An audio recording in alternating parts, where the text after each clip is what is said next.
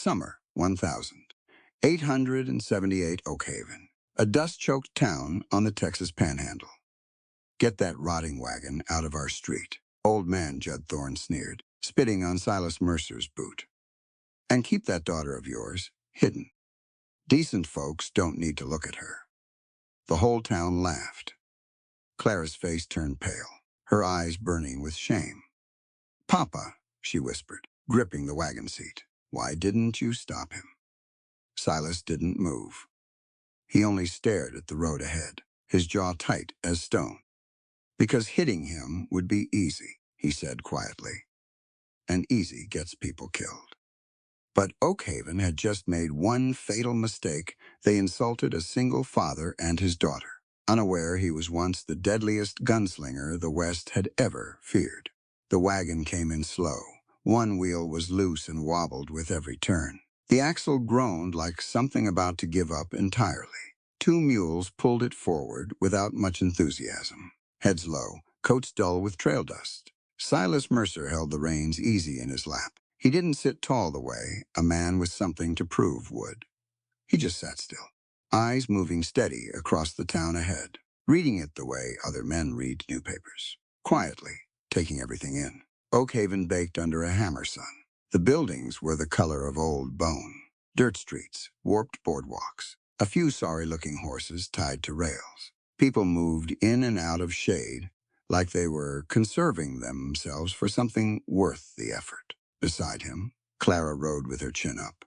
She was 15, lean with her mother's dark eyes and a set to her jaw that said she'd already seen enough of the world to stop being surprised by it. She wore a clean blue dress that was 2 seasons behind the fashion, and she didn't care one bit. Her black hair caught the light. Her eyes took in the stairs coming from the boardwalk, the same way her father took in everything else quietly, and without flinching. The stairs started early. A woman in a doorway pulled her child back by the collar. A man on a bench stopped whittling and just watched. Nothing violent.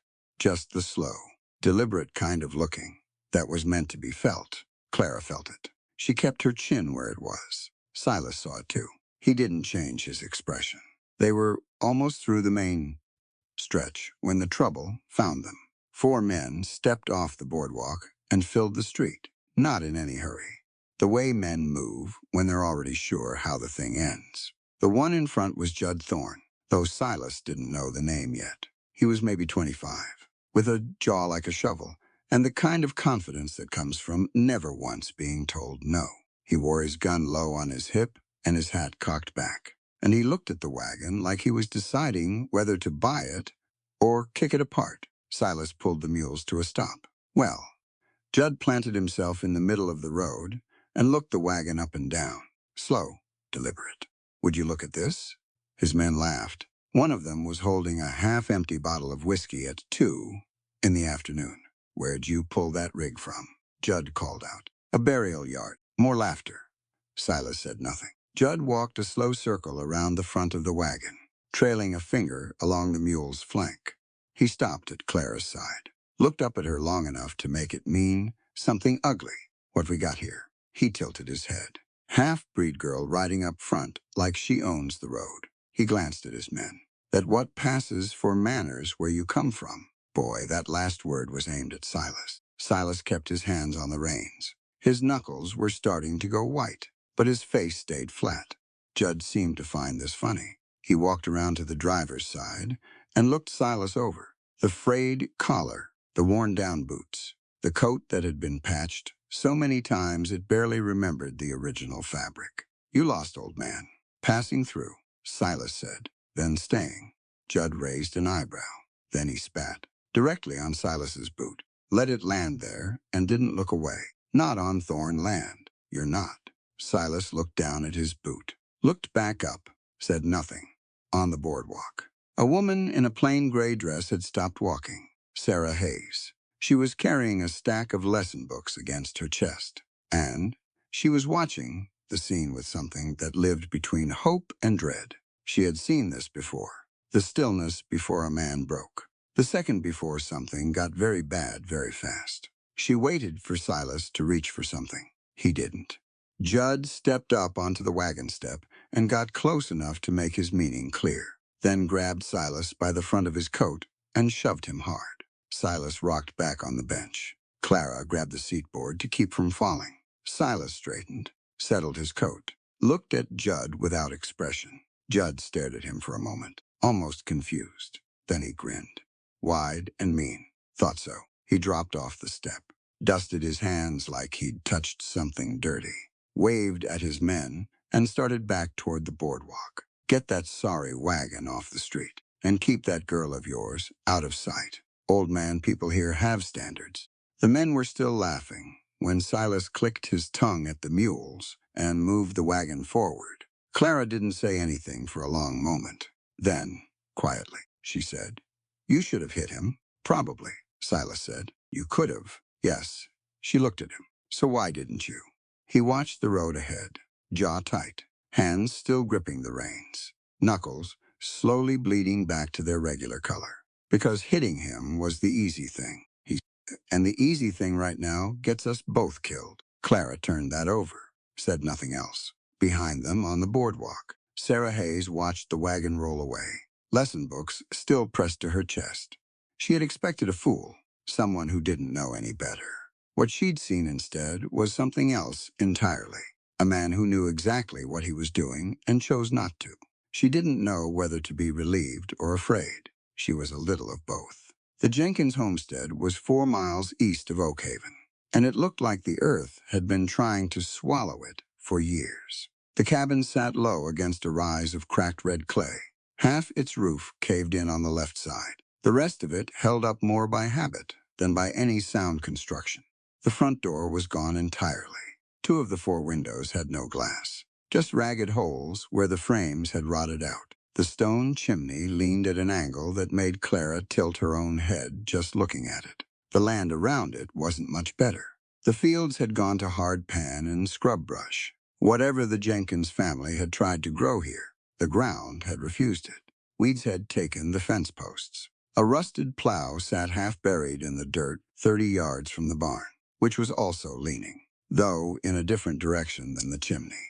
Silas pulled the wagon to a stop in front of it all and sat there for a moment. Clara looked at the cabin, looked at her father, looked at the cabin again. "It's worse than the letters said," she said. "Letters always are. You paid money for this." "I paid very little money for this," he said, "which is about what it's worth." He stepped down from the wagon and walked a slow circle around the property, the same way he'd looked over everything since she could remember. Methodical, like he was mapping it. His eyes moved from the roof line to the foundation, to the well, to the tree line. And she knew he wasn't just looking at what was broken. He was calculating what could be fixed and in what order. She climbed down and followed him. "The well first," he said, not turning around. "No water, nothing else matters. Is it dry? We'll find out." He found a loose stone near the well's edge, dropped it in, and they both listened. A second passed. 2. The faint, hollow splash came back up to them. Silas gave a short nod. "First problem solved. The roof next," he said, "before the rain finds us. Then the door, then the door." Clara looked at the broken cabin and thought about the boarding house back in Missouri, where they'd spent the winter after her mother died. She thought about the room with the good lock and the window that looked out over a maple tree. Then she made herself stop thinking about it. "We can fix it," she said. Silas looked at her then. Something moved behind his eyes, though his face didn't change much. He put a hand briefly on the top of her head, the way he used to when she was small, and then walked back to the wagon. "Get the tools," he said. They worked until the sun started going orange. Silas moved without stopping. He had a body that didn't seem to know what rest was for, and he worked the way he did everything else quietly, efficiently, without any wasted motion. He cleared debris from the roof, replaced 3 crossed beams with timber they'd brought in the wagon, and tacked a heavy canvas over the remaining gap. It wasn't permanent, but it would hold. Clara worked beside him when she could, and out of his way when she couldn't. She learned quickly which it was. By the time the light was going gold, they had a roof that mostly kept the sky out, a front door that was really just a heavy board on leather hinges, and a fire going in the fireplace. which turned out to be the sturdiest thing on the property. They ate beans and salt pork beside the fire. The cabin smelled like dirt and smoke and old wood, and the fire popped and shifted in the grate. And outside the night came in around the hills like something breathing out. Clara scraped her tin plate and set it down. "What did you plant before?" "Back home," she said it without thinking, then caught herself, because back home was a phrase with too many edges these days. Silas didn't flinch at it. "Corn, some wheat. You weren't good at it." "No," he said. "I was not. Mama did most of it." "Yes, she did." The fire settled. Clara pulled her knees up and looked at the flames. "Is the soil here better?" "Different," he said. "Not necessarily better. But there's a creek to the east that doesn't show on the survey, fed by something underground. Good clay along the bank, if we trench it right. We can irrigate the south field." She looked at him sideways. "How do you know there's a creek?" "Cottonwood trees," he said. "Along that tree line we came through. Cottonwoods follow water. Always." She thought about that. "They taught you that in the army." He was quiet a moment. "I taught myself." She didn't push on it. She had learned to go what questions he'd answer and which ones he'd let sit in the air between them until they dissolved.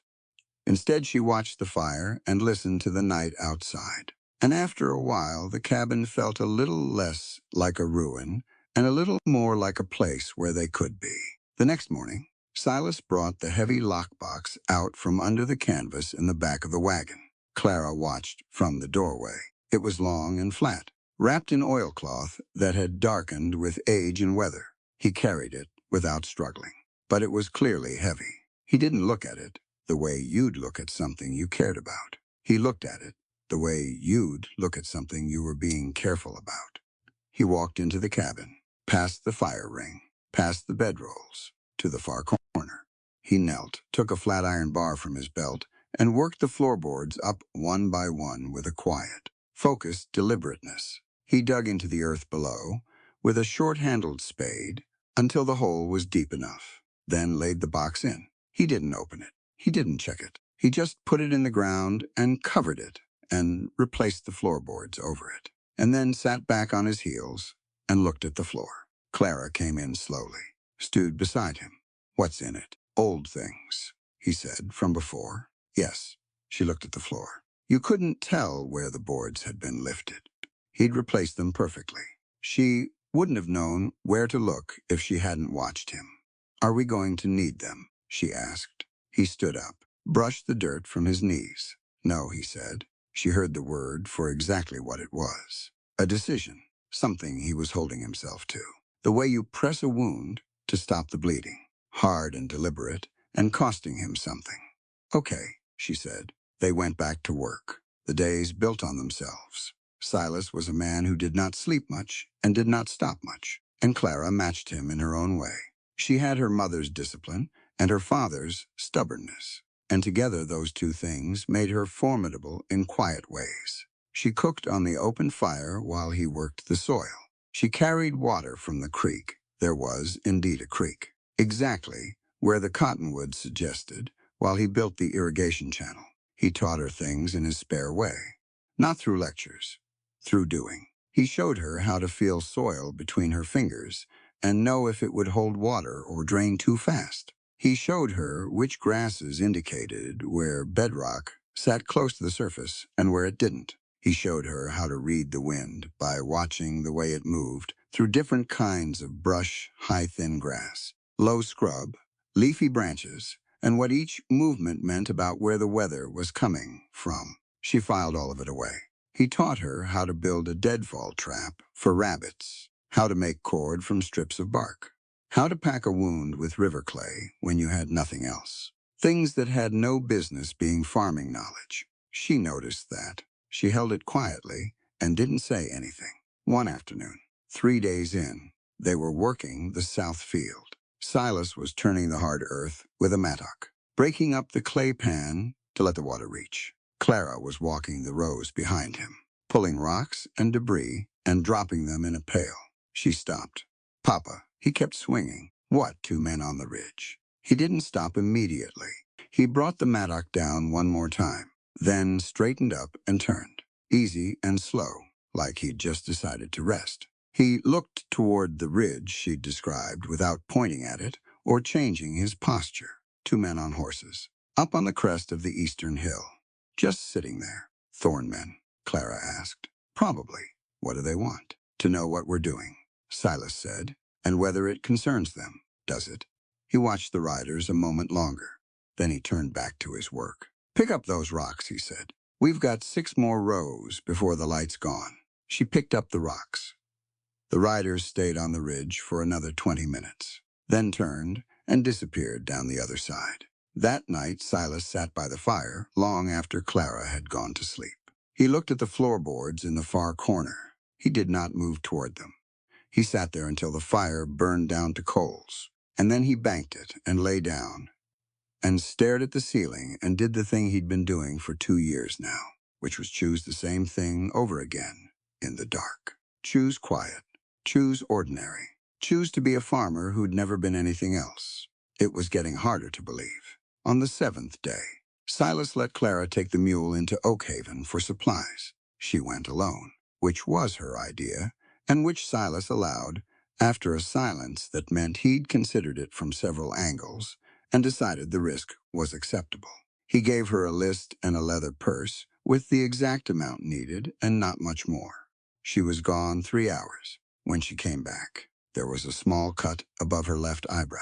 Silas looked at it, looked at her, said nothing. Fell, she said. He handed her a damp cloth from the water bucket. She pressed it to her head and sat down by the fire. He waited, she said. After a while, there were some boys outside the general store. How many? They were maybe my age, maybe a little older. What happened? They said things, she said. About my hair, about my mother. She pressed the cloth a little harder. One of them pushed me. Did you push back? She looked at him. I knocked him down. Silas was quiet. And the cut. He shoved me when I turned to go. All right. She waited for more. A reprimand about restraint, maybe. A talk about not drawing attention. Instead, he took the cloth from her, looked at the cut briefly, handed it back. School starts Monday, he said. Dry goods are in the bag. All of them. I even got to the nails you wanted. And the man at the counter tried to charge me wrong. I caught it. A small thing moved across his face. Not quite a smile. Close to one. Good, he said. She smiled despite herself. You knew he'd try. I expected he might. You could have warned me. Yes, he said, but you caught it yourself. She looked at the fire. You do that on purpose, don't you? Leave me to figure it out. Every time. She considered being annoyed and decided not to waste the energy. He was right, and she knew it. And being right was its own kind of lesson. The cut above her eye had already stopped bleeding. Outside, the night settled over the panhandle like a held breath, and the cabin held its warmth. And the floorboards in the far corner did not move. Not yet. Monday came in dry and blinding white. Clara wore her second dress, the green one, which was in better shape than the blue one on account of being newer. She brushed her hair and braided it back and looked at herself in the small tin mirror Silas had nailed to the cabin wall. And then she stopped looking and picked up her books. Silas walked her to the edge of the road. You don't have to do that, she said. Walk me to the road. I know I'm not 6. I know that too. He stood there at the property line while she went down the road toward town. And she didn't look back, but she knew he was still there. The school's house sat at the north end of Oakhaven, set back from the main street behind a stand of cottonwoods. It was a modest building, white painted boards and a single room, with a small bell mounted above the door that was missing its clapper. The windows were clean. There were flowers in a tin can on the front step. It looked like someone cared about it very much. Sarah Hayes was writing on the board when Clara came through the door. She turned, and there was a moment where the two of them looked at each other. And then Sarah smiled. Genuinely, without the careful, neutral expression Clara had already learned to recognize in adults who weren't sure how to feel about her. You must be Clara Mercer, she said. I'm Miss Hayes. Come find a seat. The room had 8 students. 6 of them turned to look at Clara when she came in. The other 2 were small and probably too young to know they were supposed to. Clara chose a seat near the middle, not the front, which would look eager, not the back, which would look like hiding. The middle was honest. The girl to her right was pretty and aware of it, with a yellow ribbon in her hair and a dress that had been pressed that morning. She looked at Clara's braid with an expression that she didn't bother hiding. "You're the one who moved into the Jenkins place," the girl said. "That's right. My daddy says that land is cursed. Your daddy is welcome to his opinion," Clara said. The girl blinked. She'd been expecting something different. Agreement, maybe. Or flushing embarrassment. She looked at Clara for another moment, recalibrating, then turned back to the front. Sarah was writing arithmetic problems on the board, and she'd heard every word of that exchange. And she wrote the next number with a little more care than was strictly necessary to keep herself from turning around and saying something. The morning passed without incident. Sarah taught with a particular energy that Clara had not seen much in teachers. She wasn't theatrical about it, wasn't performing. She was just genuinely interested in what she was teaching and expected, firmly, that her students would be too. When a boy named Tommy drifted off during the reading lesson, she called on him, not with irritation, but with a question that assumed he knew the answer. And when he stumbled, she walked him to it step by step until he got it right. And then she moved on like it had never been in question. Clara watched how she did it. At lunch, the children ate outside under the cottonwoods. Clara sat slightly apart. Not by design, but because the others moved in already formed groups that didn't automatically open up. The yellow ribbon girl sat down with two others, both boys. Ranch boys by their look-wide hats. New boots, confident in the space they took up. Her daddy didn't do nothing when Judd pushed him. One of the boys said. He wasn't whispering. He wasn't trying to. Just sat there like a whipped dog. Clara looked at her bread. "My brother said the whole town saw it," the other boy said. Said the man, "Just took it." "Coward," the first boy said. Clara put the bread down. "He's not a coward," she said, evenly. "He made a choice." The boys looked at her. The yellow ribbon girl looked pleased by the development. "Didn't look like much of a choice," the first boy said. "Looked like being scared." "There's a difference," Clara said, "between being scared and deciding something isn't worth a fight.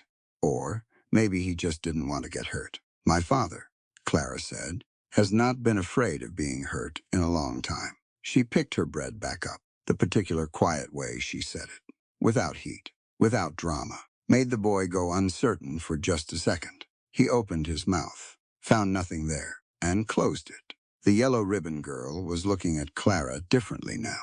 Lunch ended. They all went back inside. The fight started 20 minutes into the afternoon lesson.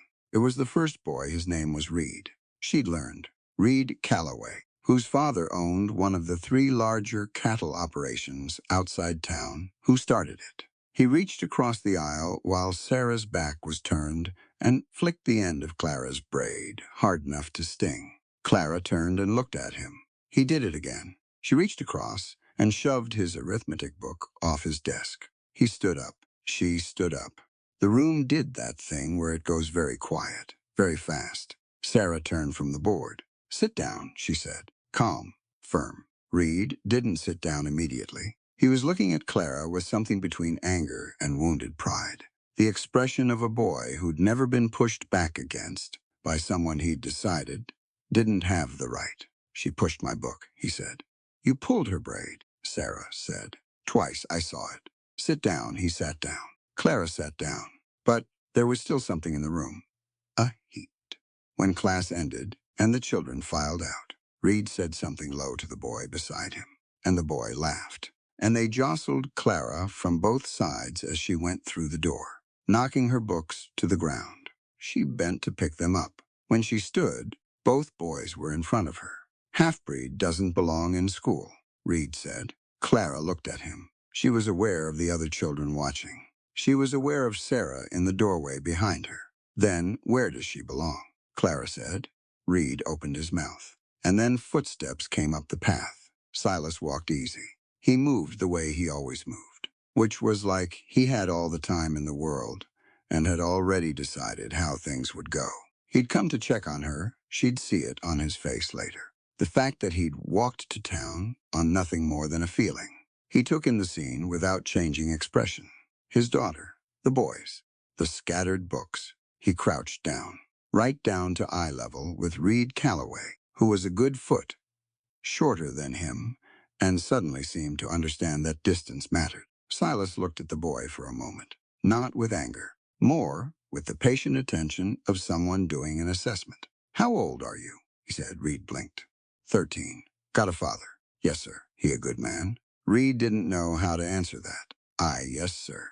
"Good," Silas said. Then he'd be embarrassed to see this. He picked up one of Clara's books that had landed near Reed's boot, dusted it off, held it out to Clara without looking away from the boy. "You know what happens when men act like this," he said. "Men who use their size or their numbers to make someone smaller." Reed said nothing. "They shrink," Silas said. "Not on the outside. On the inside, a little at a time, until one day there's nothing in there worth keeping." He tilted his head slightly. "You don't want to be that man. Believe me." He stood up, handed Clara the last book. "You done with school today?" "Yes," she said. "Then let's go home." They walked down the path together. Behind them, the two boys stood there in the late afternoon, light, looking at each other with the specific, uncomfortable expression of children who have been made to feel something they didn't want to feel. Sarah watched them go. She'd been a teacher for 4 years. She had seen all varieties of fathers, the loud ones who blustered and threatened, the weak ones who deflected, the indifferent ones who didn't bother coming. She had never seen one who could silence 2 aggressive children by asking them a question about the men they might become. She gathered her lesson books and started down the path, meaning to go home. She caught up to the Mercers at the water trough near the church, where Clara had stopped to splash her face. Silas was at the basin, rolling up his sleeves to wash the chalk dust he'd somehow acquired on the front of his forearms. "Mr. Mercer," Sarah said. He looked up. "Miss Hayes, I wanted to apologize for what happened today. I should have seen it building earlier." "You saw it when it mattered," he said. "That's usually enough." She stood there a moment. Then she said, "May I?" and gestured toward the basin. Her hands were chalky. He moved aside. She set her books down and worked her hands in the cold water, and he stayed near her, also washing, because there was no reason not to. She noticed his hands. She noticed them because she noticed hands. Generally, it was an occupational thing. Years of watching children hold chalk and pencils and learning about people from how they worked at things. But his hands were different in a way that made her brain slow down. The calluses were not from farming. She'd grown up near farms. She knew what farming did to hands. It roughed them evenly, thickened the whole palm, cracked the knuckles in a particular way from gripping handles all day. His calluses were specific, concentrated. The inside of his right index finger, the heel of his right palm, the inside curve of his right thumb, all thickened into something that looked like it had built over years. Not from a grip that changed with the task, but from one grip, repeated without deviation, thousands and thousands of times. She looked up from his hands to his face. He was already looking at her. "You were a soldier," she said, not a question. He pulled his hands from the water, reached for the cloth draped over the basin's edge. "A long time ago," he said. "Those aren't farmer's hands." He dried his hands slowly. "I farm now." "I know." She looked at him directly. "I also know what you did back there with those boys was not something most men could have done. Most men would have grabbed one of them by the collar. Most men would have been wrong." "Yes," she said, "they would have." He handed her the cloth. She dried her hands. "Your daughter?" she said. "She's remarkable." "She is. She's going to have a harder time of it here than most." She said it matter-of-factly, because dancing around facts had never seemed useful to her. Not because of anything she is, because of what people here have decided to believe. "I know. I'll do everything I can in that classroom." He looked at her for a moment. "Why?" She frowned slightly. "Because it's right.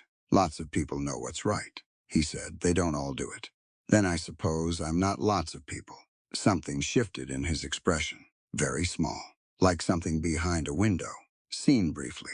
"No," he said, "you're not." The silence between them was the comfortable kind, which was unusual for two people who'd only spoken twice. She picked up her books. "I'll see Clara tomorrow. She'll be here." She started down the road, then stopped, looked back once over her shoulder. He was standing at the basin in the late afternoon light, and something about the way he held himself still.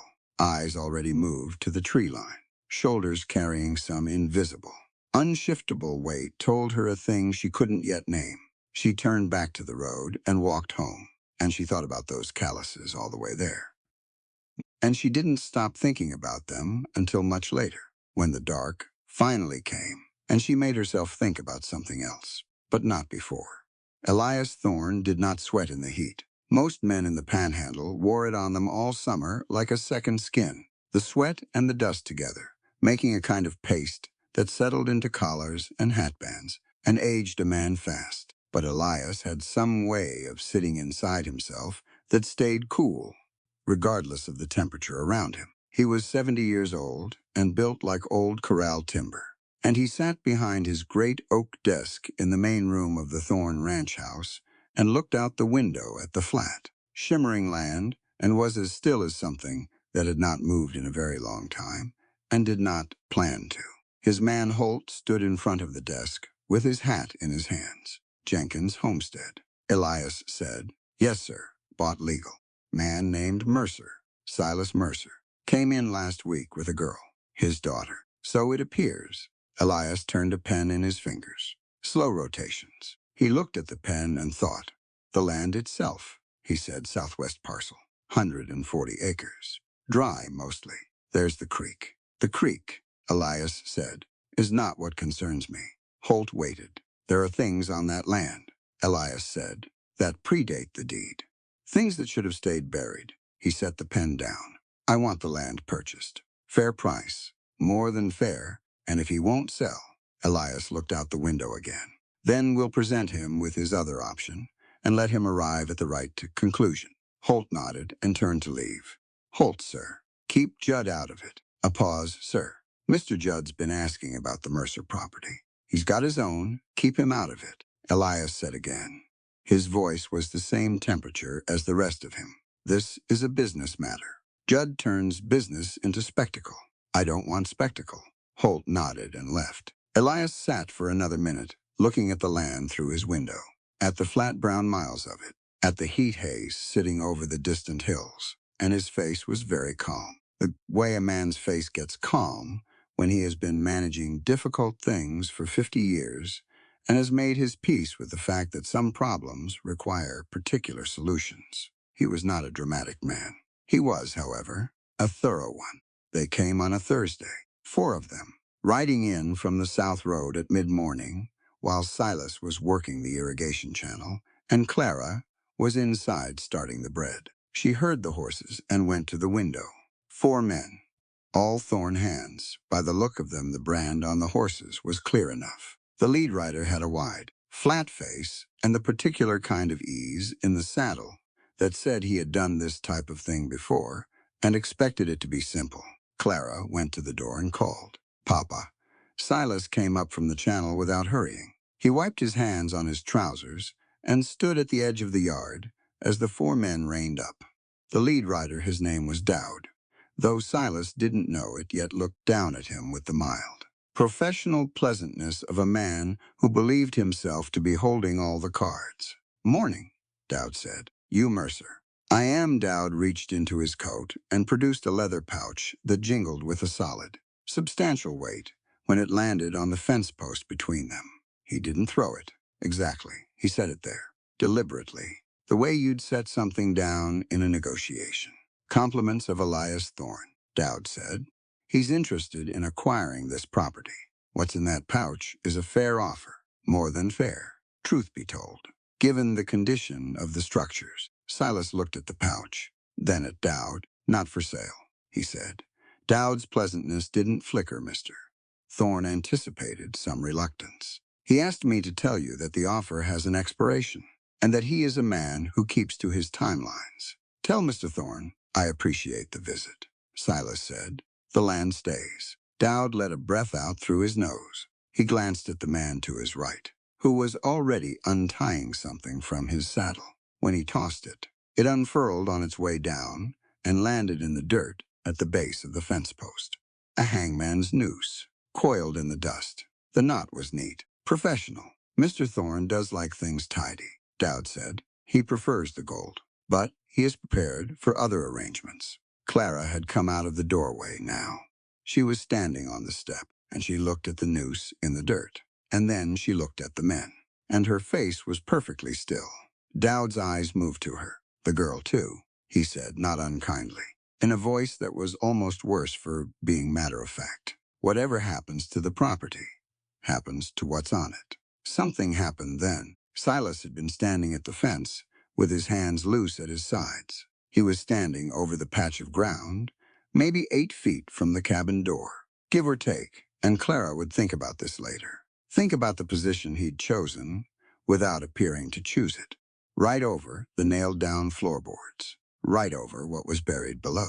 He didn't move his hands. He didn't change his expression, but something behind his eyes went flat and still in a way that was different from his usual stillness. His usual stillness was like quiet water.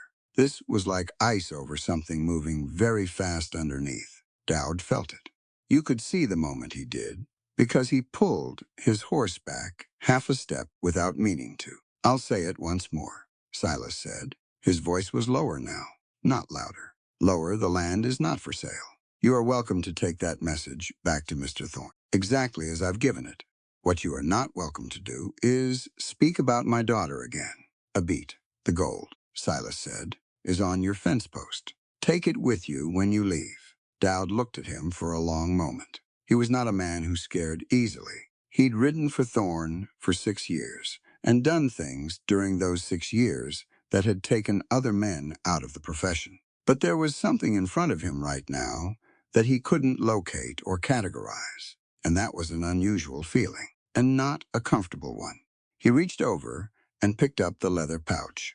Mr. Thorne will hear your position, he said. I expect he will. Dowd turned his horse. The others followed. The last man in line, going through the gate, looked back at Silas once. The way you look back at something you want to make sure you've correctly identified. Then they were down the road and gone.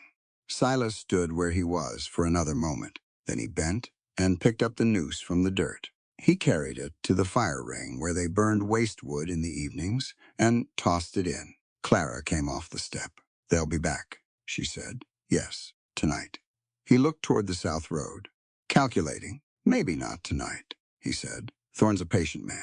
He'll give it a day or two. See if the visit shook something loose. He looked at the fire ring where the noose had landed. When they come back, it won't be with gold. Clara stood beside him. She was 15, and she had been through enough in her life to know when a situation had changed categories. This morning it had been one thing. The Thorns were a problem on the horizon, distant and manageable.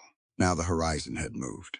Are you scared? She asked. He thought about it honestly, which she appreciated. He didn't dismiss the question. Not of them, he said. No. Then what? A long pause. Of becoming what I'd have to be to deal with them, he said.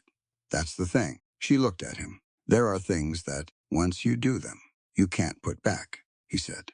It's like you know how you can't unfold a piece of paper perfectly after it's been creased. You can flatten it, but the crease is always there. He watched the south road.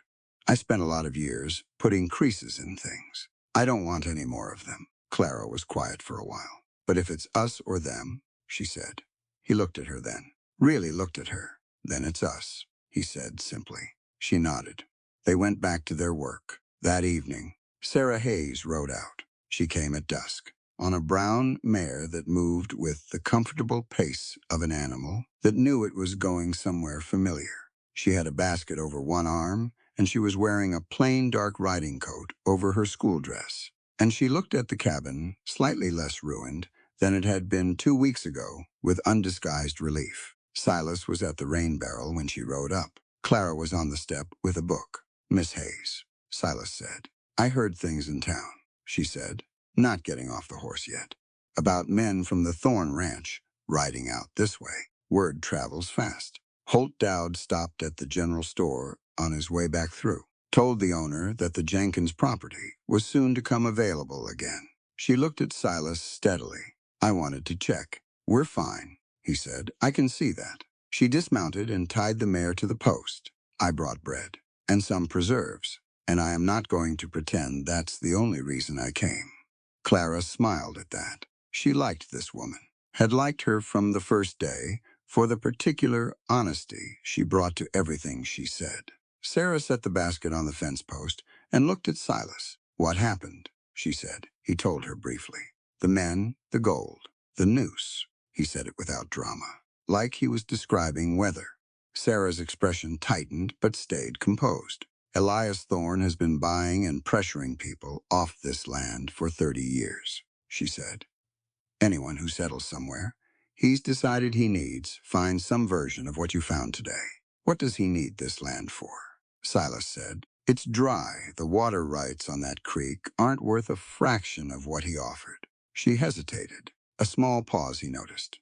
I don't know exactly, she said, but there have been rumors. Old ones. She looked at the ground, then back up. The Jenkins family didn't leave by choice. They left because things started happening. Animals died. Someone put fire to the east fence. James Jenkins told a man at church that men had come in the night, and he couldn't say who. Same pattern, Silas said. Same pattern, she agreed. Clara had put the book down and was listening openly. Sarah looked at her. You be careful walking to school. Take the north road, not the south. The south road goes past thorn grazing land. I know it, Clara said. North road, Sarah said again, with a firmness that was kind. Yes, ma'am. Sarah looked at Silas. They'll come back. I know. What will you do? He looked at her for a moment. In the fading light, his face was shadowed, and his eyes were doing that thing they did when he was thinking several moves ahead. What I have to, he said. She wanted to ask him what that meant. She didn't, because she thought she might already know, and she wasn't sure she was ready to say it out loud. Instead, she stayed for half an hour, sitting on the step with Clara, while Silas worked on the barn door he'd been rehanging, and they talked about the reading lesson and about a family of foxes Clara had seen near the creek. And the conversation was ordinary in a way that felt like something being held against the dark. When she rode out, the stars were coming up thick and close. Silas stood at the fence and watched her go until the darkness had absorbed both her and the sound of hoofbeats. Clara appeared at his elbow. You like her, she said. She's a capable woman. That's not what I said. He looked at her. She looked back at him, entirely composed, with her mother's exact expression of patient certainty. He said nothing, which was its own kind of answer. They went inside. The fire was low. Silas built it back up, and they sat across from each other in the warm light. And outside the night lay over the land, and the stars were out, and the south road was empty. For now, Silas banked the fire around 10. He lay down on his bedroll and looked at the ceiling. He thought about the look on Dowd's face when he'd pulled back his horse, the half-step, the involuntary retreat. He'd seen that look before on a lot of faces, and he knew what it meant. It meant something in a man's animal brain had sent a signal that what was in front of him was dangerous in a way that couldn't be named. He'd hoped to bury that thing in the ground with everything else. He stared at the floorboards in the far corner for a long time. Then he made the choice again. The same choice. Pressed it down hard. He closed his eyes. Slept light. Always slept light. And in the morning, he was still a farmer, and the land was still his.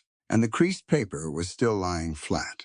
And the crease was still there underneath, waiting. The fire burned down to nothing around midnight. Silas had let it go.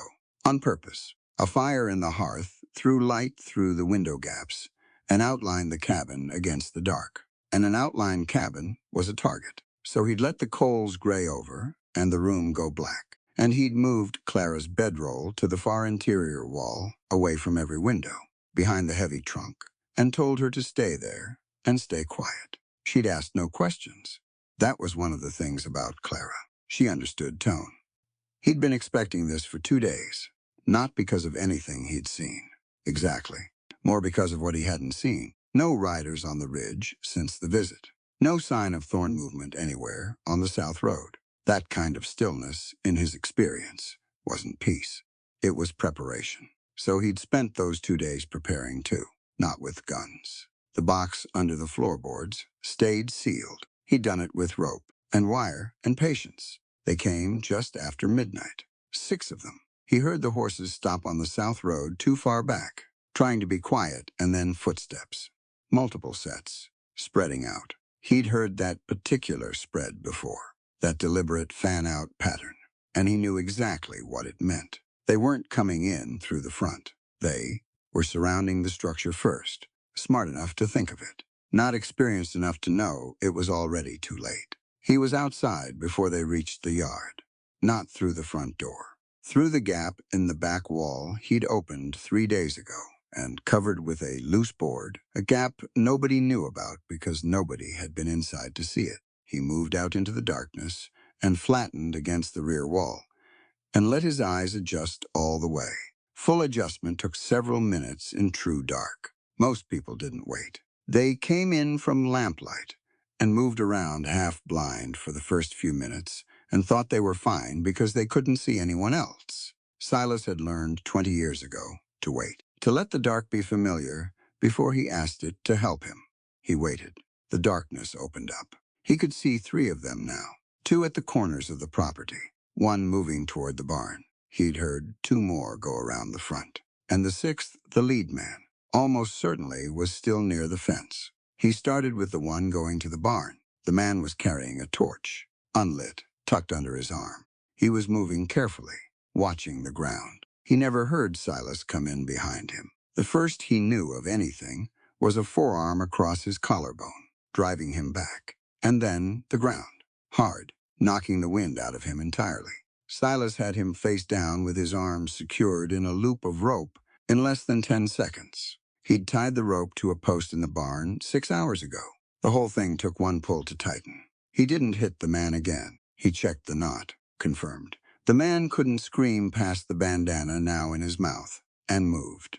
The man at the southeast corner was leaning against the fence, watching the cabin. He was bored, which meant he'd done this enough times that it had stopped being interesting to him. Boredom made men lazy. He had his rifle resting across the top rail, and his weight on his back foot, and his eyes moving in a slow pattern that covered the front of the cabin, but nothing behind him. Silas came through the scrub brush along the fence line. The man heard something when he was 3 feet away. He started to turn. Silas caught the rifle, shoved it sideways so the man's own grip leveraged him off balance. And then it was simple physics, a controlled fall. A wrist lock that hurt enough to produce immediate compliance, and another length of pre-tied rope around both wrists. He pulled the man's gun belt off and flung it into the dark. 2 down, the one at the northwest corner was younger, maybe 20. He was pacing, which meant he was nervous, and nervous men were unpredictable, which made them more dangerous, but also louder. He was making enough noise that Silas could track him by sound for the last 40 feet. He came up through the tall grass at the property's edge, moving with the kind of patience that made the grass think he was part of it. The boy was looking at the cabin.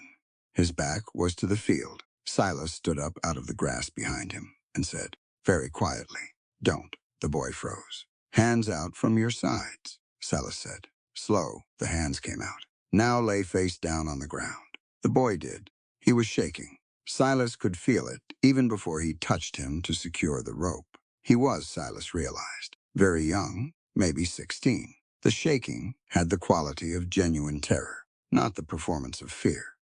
His hands were thin, and the calluses on them were from shovels and fence posts, not from guns. Silas secured his wrists, but left the knot looser than the others. Not loose enough to escape, just loose enough to be humane. That left 3, both men at the front, and the lead man at the fence. He came around the south corner of the cabin slowly. 1 man was at the front door, and the other had moved to the window with an unlit torch in his hand and a bottle that smelled of kerosene. The lead man was still at the fence, waiting, which told Silas they had a signal system. The fire setters would wait for a signal before lighting, which meant he needed to handle the lead man first. He moved along the cabin wall, staying flat against it, moving in the shadow thrown by the moonlight. The lead man was Dowd, same flat face, same professional ease. Though the ease was diminished now by the dark and the waiting and the fact that nothing had gone according to schedule. Dowd was looking at the cabin windows. He was expecting any moment now for the signal from his men to confirm they were positioned. What he kept not hearing was any of them confirming. He was starting to figure out that something was wrong when Silas walked up to the fence from the outside, on Dowd's side, and said very calmly, "Your men are tied up. The two behind you at the front of the cabin are the only ones still loose." Dowd spun. Silas was 4 feet away, empty-handed. Dowd went for his gun. It was a fast draw, genuinely fast. The move of a man who'd practiced it seriously. He had the gun half out of the holster before Silas's hand closed around his wrist, and the gun stopped moving. What happened next was not a fight. It was more like a demonstration. Silas controlled the wrist, used the momentum of the half-draw to rotate Dowd forward, and took the gun out of the holster himself while the arm was torqued in a direction arms don't prefer to go. Dowd made a sound that was half curse and half grunt of pain, and ended up chest down on the fence rail, one arm behind his back. Silas held the gun. "Tell your men to put down the torches," he said. Dowd breathed through his nose. "Tell them," Silas said, "or the kerosene stays on them when the torch lights. Stand down," Dowd called out. Tight voice, controlled. From the front of the cabin, 2 sets of footsteps shifted uncertainly. "Guns on the fence post," Silas said to Dowd. "Yours is already here. Tell them." "Guns on the fence," Dowd called. 2 clunks on the wood. "Now sit down on the ground. Right there. Both of you." Rustling. "Compliance." Silas released Dowd's arm and stepped back. Dowd turned around slowly, holding his wrist, and looked at the man across from him. "Who are you?" he said. "The man who owns this property." Silas said, "That's not what I asked." Silas looked at him without expression. "Go back to Thorn," he said. "Tell him the answer is still the same, and that the next time he sends men here at night, I will assume the arrangement for the noose he left is still in effect." Dowd looked at him for a long moment. There was something working behind the man's eyes, a calculation, an assessment, like he was trying to match what was in front of him to a category he knew. He kept not finding the right one. "You'll want to collect your people," Silas said. "Southeast corner, southwest corner, and the barn. They're uncomfortable, but they're whole." Dowd said nothing. He turned and walked toward the fence, stepped through, and started in the direction of the southeast corner. Silas stood where he was until all 6 men were accounted for, collected, and moving down the south road. He waited another 10 minutes after the sound of horses disappeared. Then he went back inside. He found the boy. The boy from the northwest corner had not been tied to anything fixed, and at some point in the preceding 20 minutes he had managed to get himself partially upright, and then, attempting to move toward the road, had caught his left boot in the wire snare. Silas had set along the fence base and gone down hard. The wire had bitten into his ankle, and he'd twisted badly in the fall, and now he was lying in the grass at the property's edge, making small, controlled sounds of pain and trying not to make larger ones. Silas crouched beside him. The boy went rigid. "Stop moving," Silas said. "You'll make the ankle worse." The boy stopped. He was looking up at Silas with wide eyes and a pale face, and the look in those eyes was the look of someone who is fully expected to die and is confused about why they haven't yet. Silas worked the wire off the ankle carefully. The boot had protected some of it, but not all. He could feel the swelling already through the leather. "Can you walk?" he said. "I don't know." "What's your name?" A pause. "Dell." "How old are you?" "Dell." Another pause. "Longer, 16. Silas sat back on his heels and looked at this 16-year-old lying in the grass on the wrong side of a property line at 1 in the morning with a snared ankle and a rope burn on his wrists. "How long have you worked for Thorn?" he said. 5 months, Dell said. Small voice. "What do you do for him?" "Fence work, moving cattle." I'm not usually part of." He stopped. "Part of this," Silas said. "No, sir." Silas studied him. "All right. he said. Let's get you inside. Dell flinched. Inside, your ankle needs to be looked at. Silas stood and took the boy under the arm and got him upright, unless you'd rather sit in the grass. Dell did not say anything. He allowed himself to be walked, one-footed and stumbling, toward the cabin. Clara had the interior door cracked open. She'd heard everything. She watched her father come in supporting a pail, limping, terrified 16-year-old Thorn hand, assessed the situation in about 3 seconds, and went for the water bucket and the rag kit without being asked. Dell sat where Silas put him and looked around the cabin with the air of someone who had not expected it to look like this, like a home. There was the banked fireplace and the neat bedrolls and the books stacked by the wall and the tin plates drying on the shelf. And there was a girl about his age, crouching in front of him with a water bowl and a calm, businesslike expression on her face. Left ankle, she said. He stared at her. Is it the left ankle? She said again. Oh, he looked down. Yes. She took the boot off carefully and looked at the ankle, swollen and scraped, but the bones were sound. She'd seen worse. She cleaned the wire abrasion and wrapped it in clean cloth while Dell sat very still and looked at the ceiling like it was the most interesting thing in the room. Silas built the fire back up. You're the girl from school, Dell said after a while. Clara looked at him. You go to school. No, but I saw you in town a couple weeks ago. He paused. I'm sorry about the boys who said things to you. She looked at him. Were you one of them?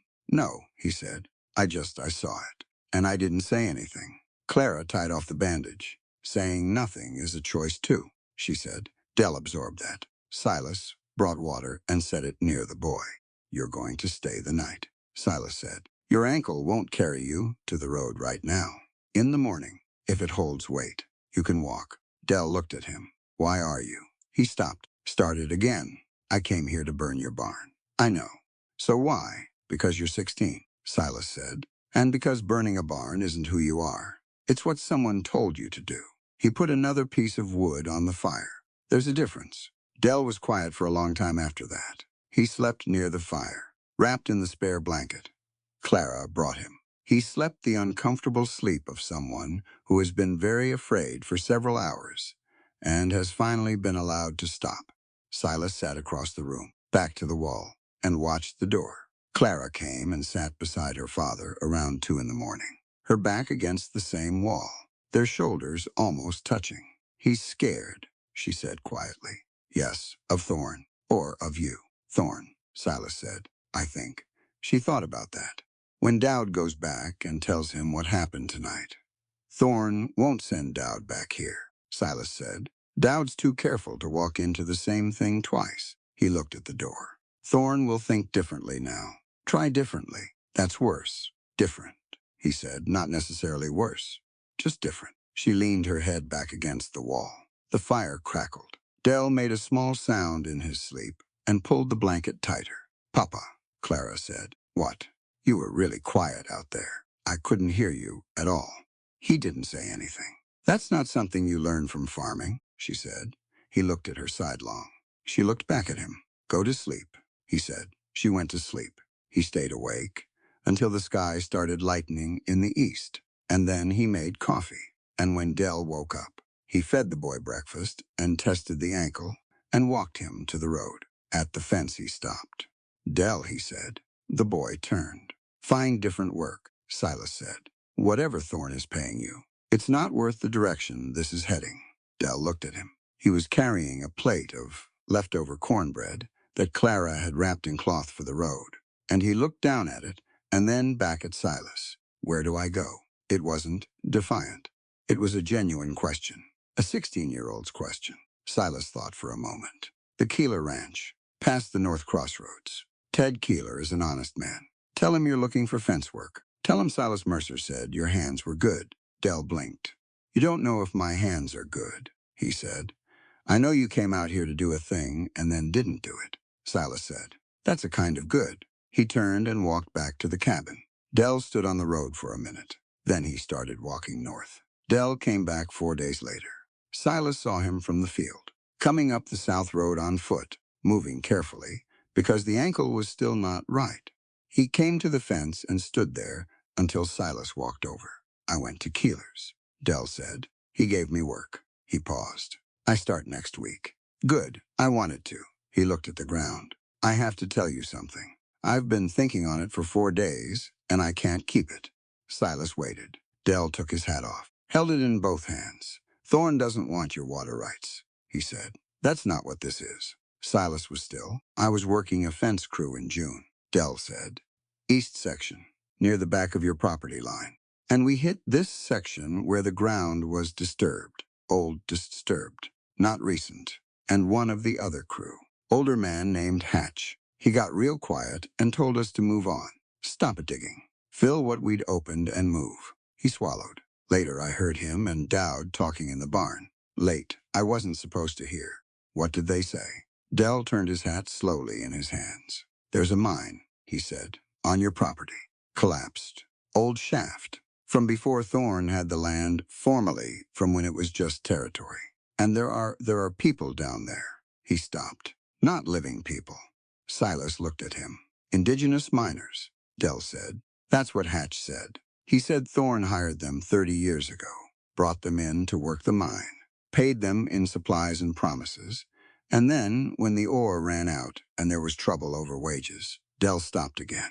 His voice had gone flat in the way voices go when they're holding something heavy. Thorne brought the shaft down with them inside.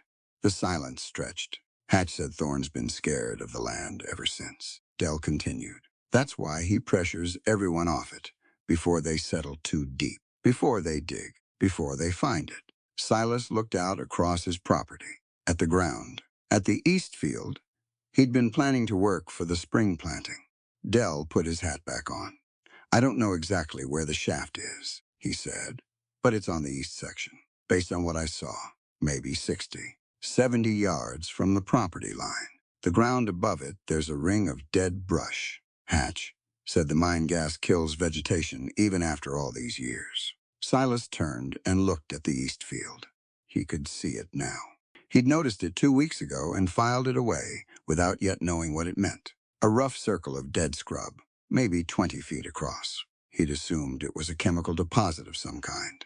Alkaline soil. Something natural. It wasn't natural. Does Thorne know you know? Silas said. No, Dell said. I don't think so. Don't tell anyone you came here, Silas said. Don't say anything until you're settled at Keeler's. And you've been there long enough that your connection to Thorne is old business. Dell nodded. He started to turn away. Dell, sir, you did the right thing coming back. The boy nodded once and walked back down the road. Silas stood at the fence for a long while, looking at the east field, looking at the ring of dead brush. Then he went inside and sat down at the table. And Clara came and sat across from him, because she'd heard it all from the window. What are you going to do? She said. He looked at the table.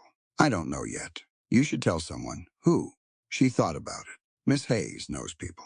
She writes letters. He looked up. She told me. Clara said. She writes to the county seat, to the land commissioner. She's been trying to document what Thorne has done to farmers for years, trying to get someone official to pay attention. Clara looked at her father steadily. She needs something real, something they can't ignore. Silas was quiet. Outside, the wind moved through the dry grass. Sarah came on a Thursday, which had become a kind of habit without either of them naming it as one. She came in the late afternoon after school, her lesson books in the basket, and Silas made coffee. And they sat at the outside table he'd built from raw timber and talked about what Clara was learning and what the county was doing and what was happening at the edges of their two lives, where those edges had started, quietly and without discussion, to overlap. Clara usually found reasons to be elsewhere during these conversations. This time she stayed. Silas told Sarah what Dell had told him. He watched her face as he spoke. She was a woman who controlled her expressions well, not in a cold way, but in the composed way of someone who'd learned to process difficult things before she responded to them. But as he talked, something moved across her face that she didn't quite control, a slow, deep anger. The mine, she said, when he'd finished. I've heard rumors. For years. There's always been a reason that Thorn won't let anyone settle the east side of this county long enough to put down roots. I didn't know what the reason was. Now you do, he said. She put both hands flat on the table, looked at them. I have a contact, she said, in the state capital. A man named Aldred who works in the territory surveyor's office. I've written to him before about Thorn's land practices. He's listened. He's careful, but he's listened. She looked up. If I write to him now with a location, with Dell as a witness. Dell needs time, Silas said. He needs to be away from Thorn before he puts his name on anything. How much time? A month, maybe 6 weeks. She nodded. I'll write a preliminary letter. Background. Set the context. When Dell is ready, I'll send the specific account.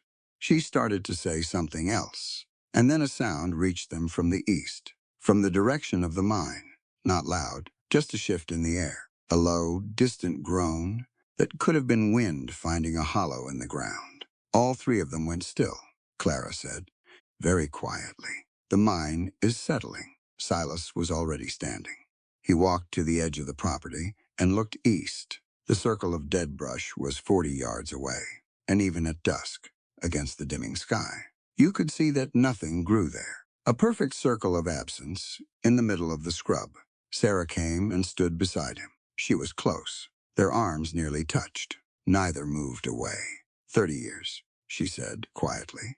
Yes, and no one came for them. No. She looked at the dead circle for a long moment. Someone should know their names, she said. Silas said nothing, but he kept looking at the circle. And something in his face had shifted in a way that was not anger and not grief, but was something underneath both of those, something older and heavier. They went back to the table.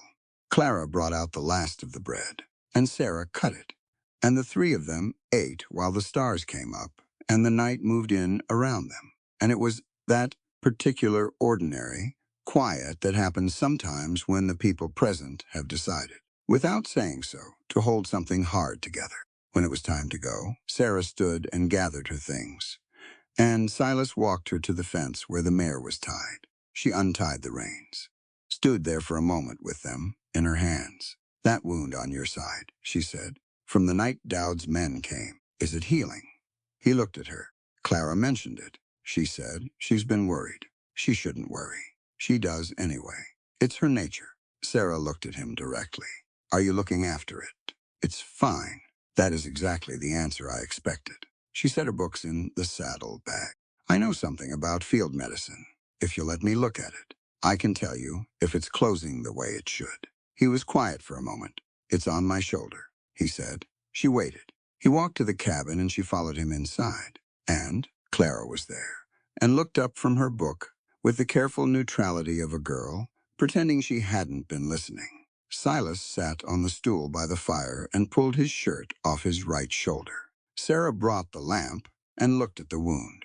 It was a grazing wound, long and shallow, already scabbed over. She looked at it with a clinician's attention, pressing the edges lightly to check for heat, turning the lamp to see the coloring, and then she stopped. She was looking at his shoulder, not at the wound, at the mark below it. It was a brand old. Scar tissue on top of scar tissue, which meant it had been made deep, and had been made deliberately, and had been made in a time in his life when he was not the kind of man who could refuse such things. The shape of it was specific, a series of marks she didn't recognize as any cattle brand or civilian mark she'd seen, but she recognized it for what it was. She had grown up in a military town. Her father had been an army surgeon. She had grown up around soldiers and military men and their particular vocabularies of marks and insignia, and she had never seen this exact brand, but she knew what it signified. It was given only to men who operated outside the standard command structure, men who were sent in before the fighting started, who moved in enemy territory alone, who did things that couldn't be ordered through official channels. Scouts, they were called sometimes. That was the polite word.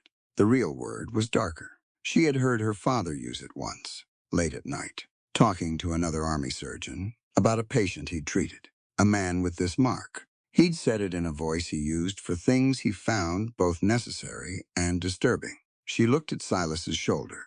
She looked at his back. The other scars there, which were not from any plow or farm accident. She looked at his hands, loose in his lap. She thought about the calluses, about what they said, about the 6 men who had come here at night and left bound and disarmed without Silas firing a single shot. She pressed the edge of the wound, checking, clean and closing well.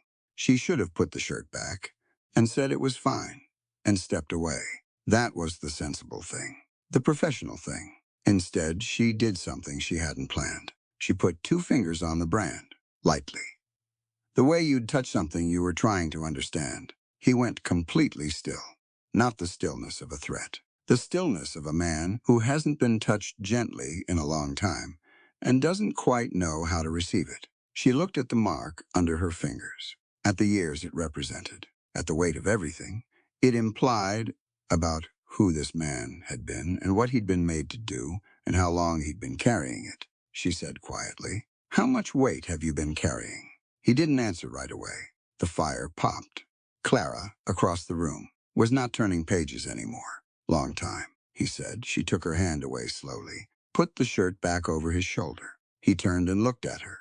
They were close, in the way 2 people get close when they're sitting beside a lamp together in a small cabin.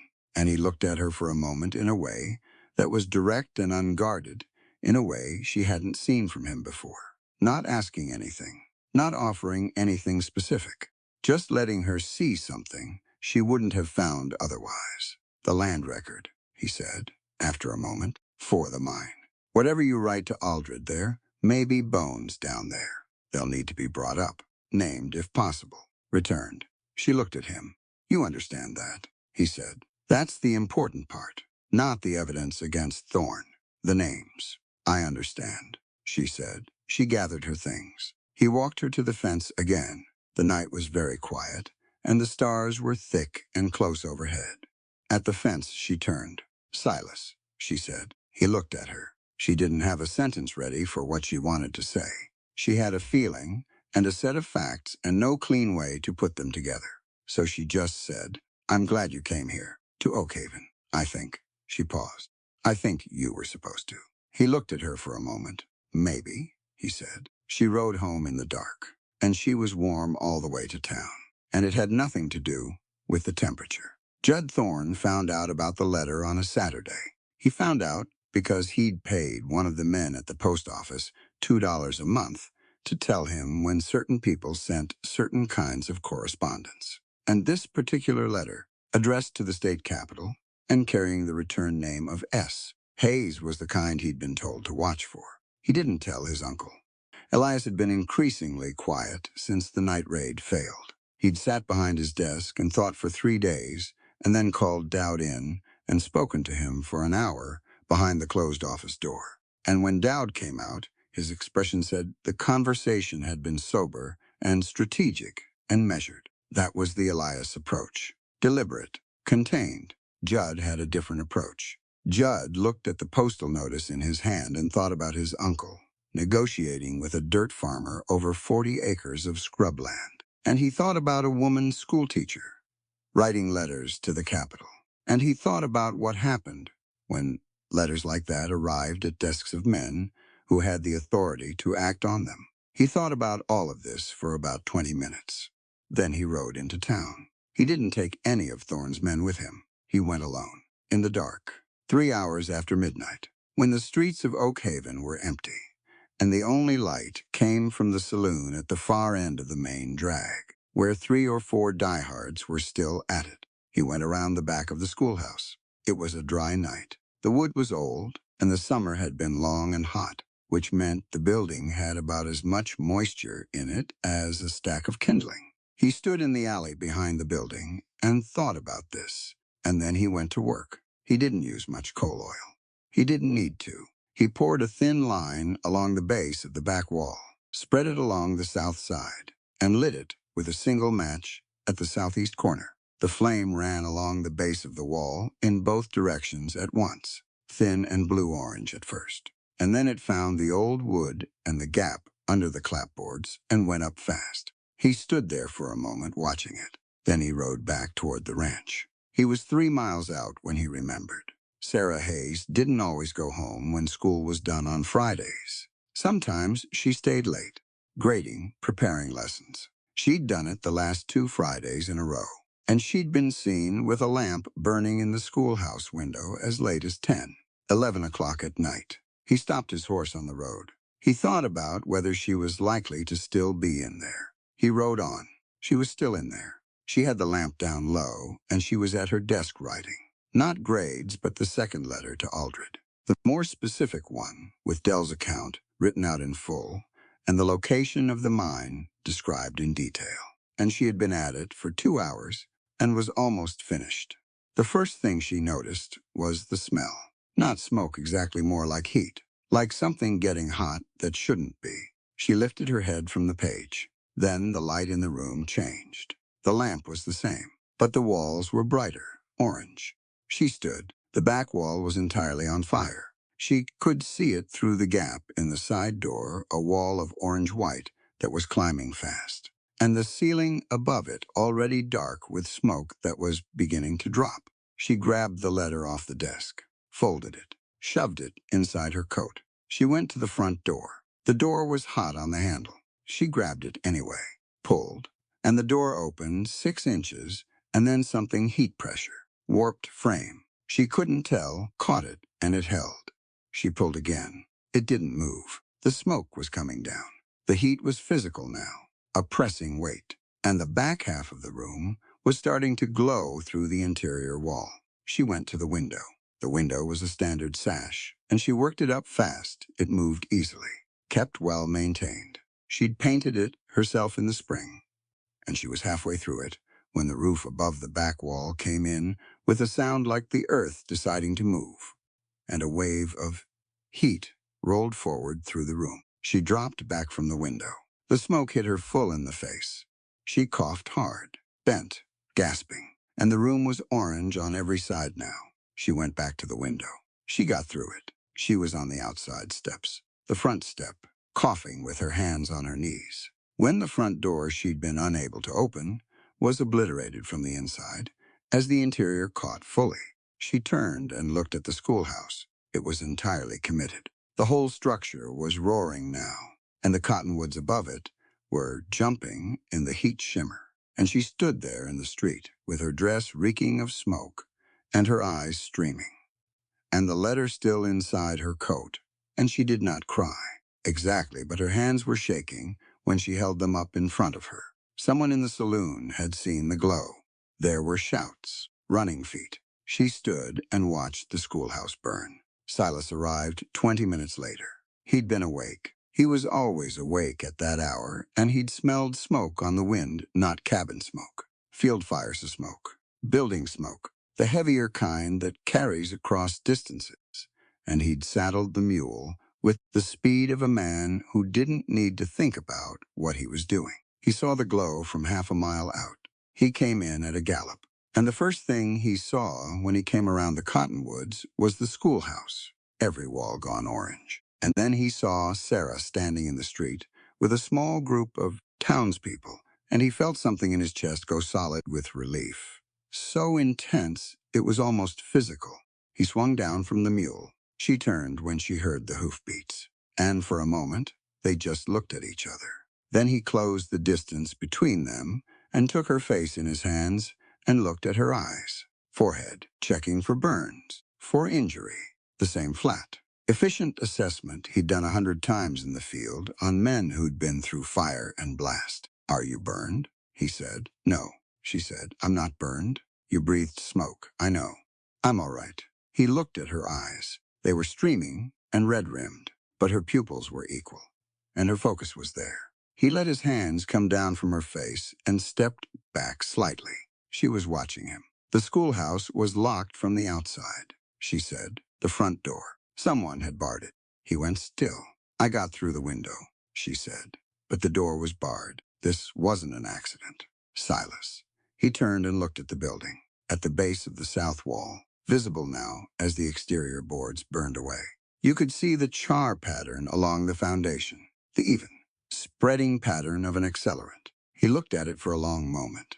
Then he looked around at the townspeople gathered in the street, at the helpless, uncertain faces. The water buckets that were already too late. The men throwing water on the cottonwoods to keep them from catching. He looked back at the schoolhouse. All of Sarah's books, her letters, her lesson plans. 3 years of careful, disciplined, hopeful work in this building. And someone had decided to take it in the night like it was nothing. A large man stepped out from the small crowd near the door. Silas didn't know his name. He'd seen him in town, working the livery. A big man, thick through the chest, with a satisfied expression that had no business being on the face of a man standing near a fire he hadn't set. Except he was standing between the door and the street with his arms at his sides and a look on his face that was slightly too still. The look of a man being careful not to seem like he'd been expecting this. The man saw Silas looking at him. He laughed. Small sound, reflexive, nerves, or performance. And then Silas saw the coal oil mark on the man's right boot. A dark stain, irregular, spattered the way liquid splatters when it runs off a container. The man's smile faded when he followed Silas's gaze down to the boot. He started to say something. Silas crossed the distance in 4 steps. He was done deciding not to. He was done with the calculation and the restraint and the careful arithmetic of how much he could afford to feel. Sarah had been in that building. Someone had barred the door. Someone had stood here and laughed. The man reached for his gun. He didn't get there.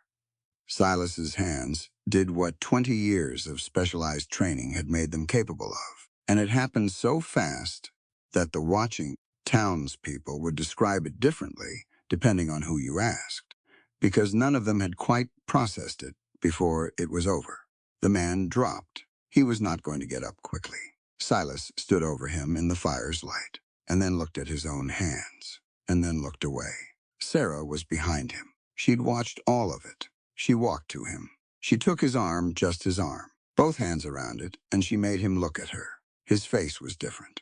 Not gone, not lost. He was entirely present, entirely controlled. But the careful, patient blankness that he wore over everything, like a second coat, was not there anymore. Something older was there instead. Something that had been present in him for 20 years and that, for 2 years, he had been methodically keeping behind a locked door. The door was open. She kept both hands on his arm. "She's alive," she heard someone say, meaning her, and she almost wanted to laugh at the confusion of it. He looked at her. She looked at him. The fire roared behind her. She could feel the heat of it on her back, and she kept looking at him, at his face in the firelight. And she saw clearly the man he had been before he decided to become someone else. The man he'd locked in a box and put under the floorboards. He was back. She tightened her hands on his arm. "I know," she said, quietly, just for him. "I know who you are." He looked at her. "And you're going to be all right," she said. He reached up and put one hand over both of hers. Briefly, his hand was warm and very steady. "The letter," he said, "in your coat, the one to the Capitol." She blinked. Surprised, he knew, then not surprised at all. She pressed her hand to her coat front, where the folded pages made a slight thickness. "It's here," she said. "Good." He looked at the burning schoolhouse, then back at her. Then they burned the wrong thing. She looked at him. He was already turning toward the horses. "We need to get Clara," he said, "and we need to send that letter tonight." She was beside him in 3 steps. Behind them, the schoolhouse fell in on itself in a rush of orange light and rising sparks, and the cottonwoods caught the sparks and let them go. And the last of Oakhaven's uncertainty burned away with the building.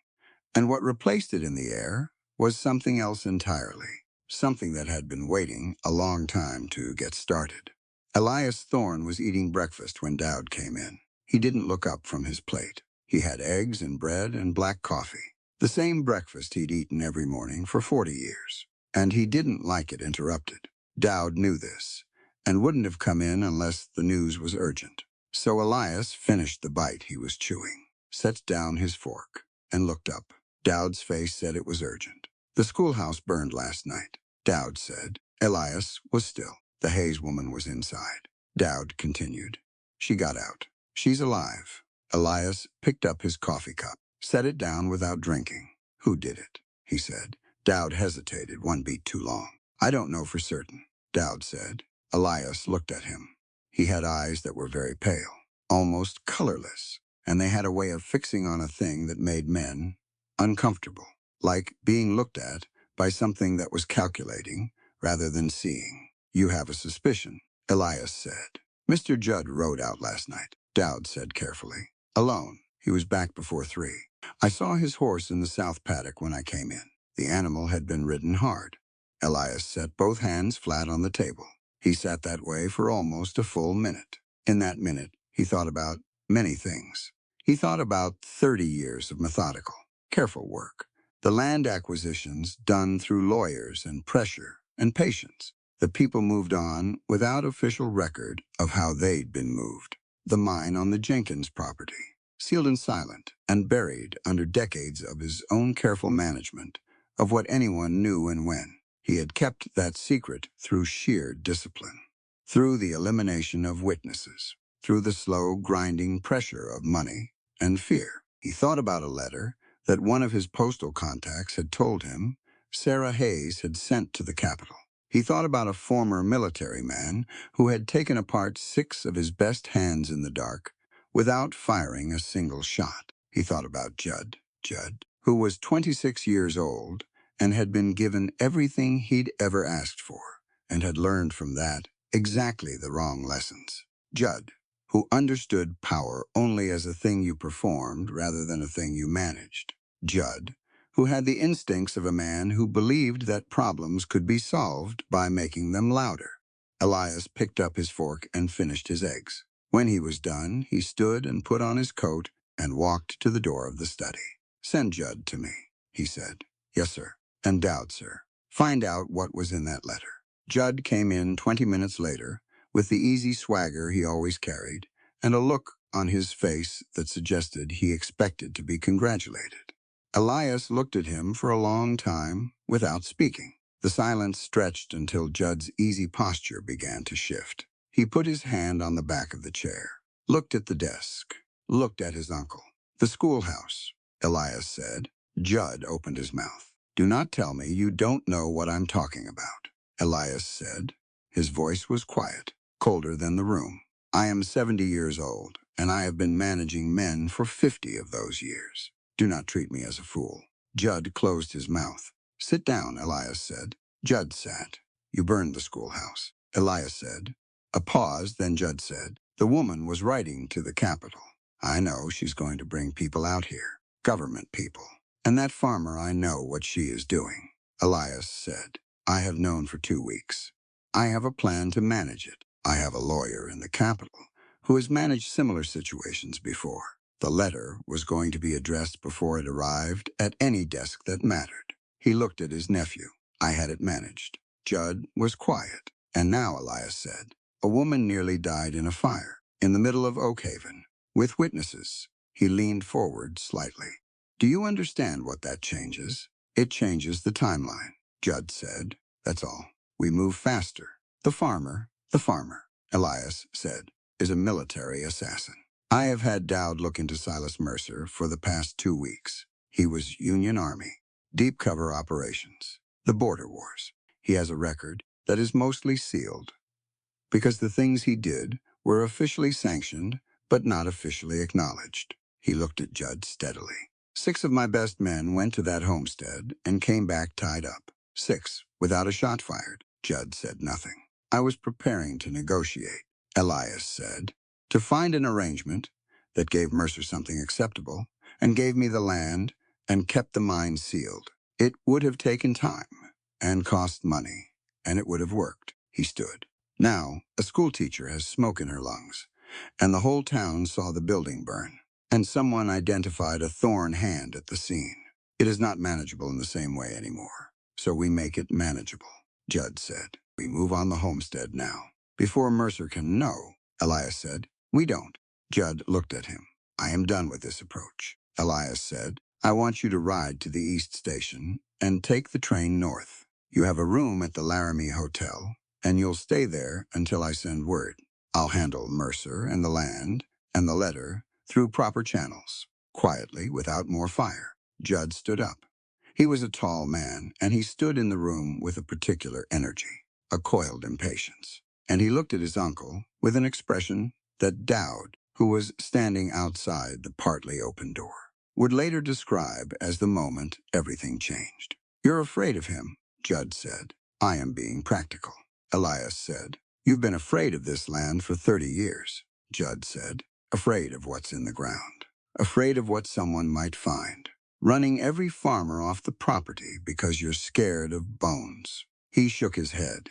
"You built everything we have on one decision 30 years ago, and you've been managing the fear of it ever since, and I am done watching you negotiate with dirt farmers because of it." Elias looked at him. "Sit down, Judd." "No," Judd said. "A beat. I don't think you understand."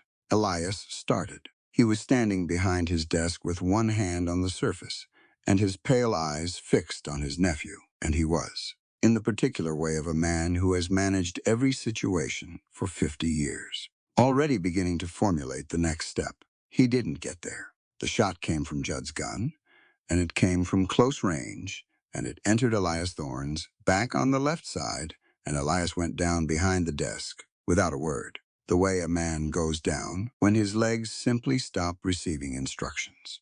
The room was very quiet. Judd stood there with the gun still in his hand. He looked at the floor behind the desk where his uncle had fallen. He looked at the gun. He put the gun back in the holster. He stood there for maybe 30 seconds. Then he walked out of the study, through the great room, and out the front door of the Thorne ranch house. He walked to the stable and called for his horse. The stable hand who brought it looked at his face and didn't ask any questions. Judd rode toward Oakhaven.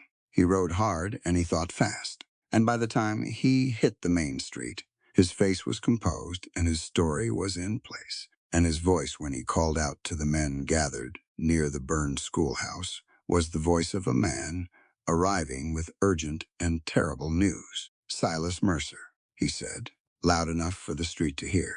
He sat his horse in the middle of the road and looked around at the gathered faces. "Silas Mercer has shot Elias Thorne, murdered him, an hour ago, at the ranch." "Silence, I rode straight here," Judd said. He looked at the faces watching him. "That man," he pointed toward the road leading east toward the homestead, "has been terrorizing this county since he arrived. He burned this schoolhouse. He's threatened every Thorne hand in the district. And now he's killed the man who built this town." A murmur moved through the crowd. Judd looked around at the men in the street, at the drifters near the saloon, at the hired hands from 3 different operations who were in town for the week. "I am prepared to pay $200, Judd said, "to every man who rides with me to the Mercer homestead and brings this to justice." $200 was 8 months' wages for most of the men in that street. The murmur changed quality. Dowd had followed Judd at a distance, and he stood at the edge of the crowd now, looking at the scene. He had his hat in his hand, and he was looking at the assembled men beginning to stir, beginning to talk to each other, beginning to drift toward their horses. He looked in the direction of the homestead. He thought about Silas Mercer at the fence in the dark, the speed of him, the complete, total control.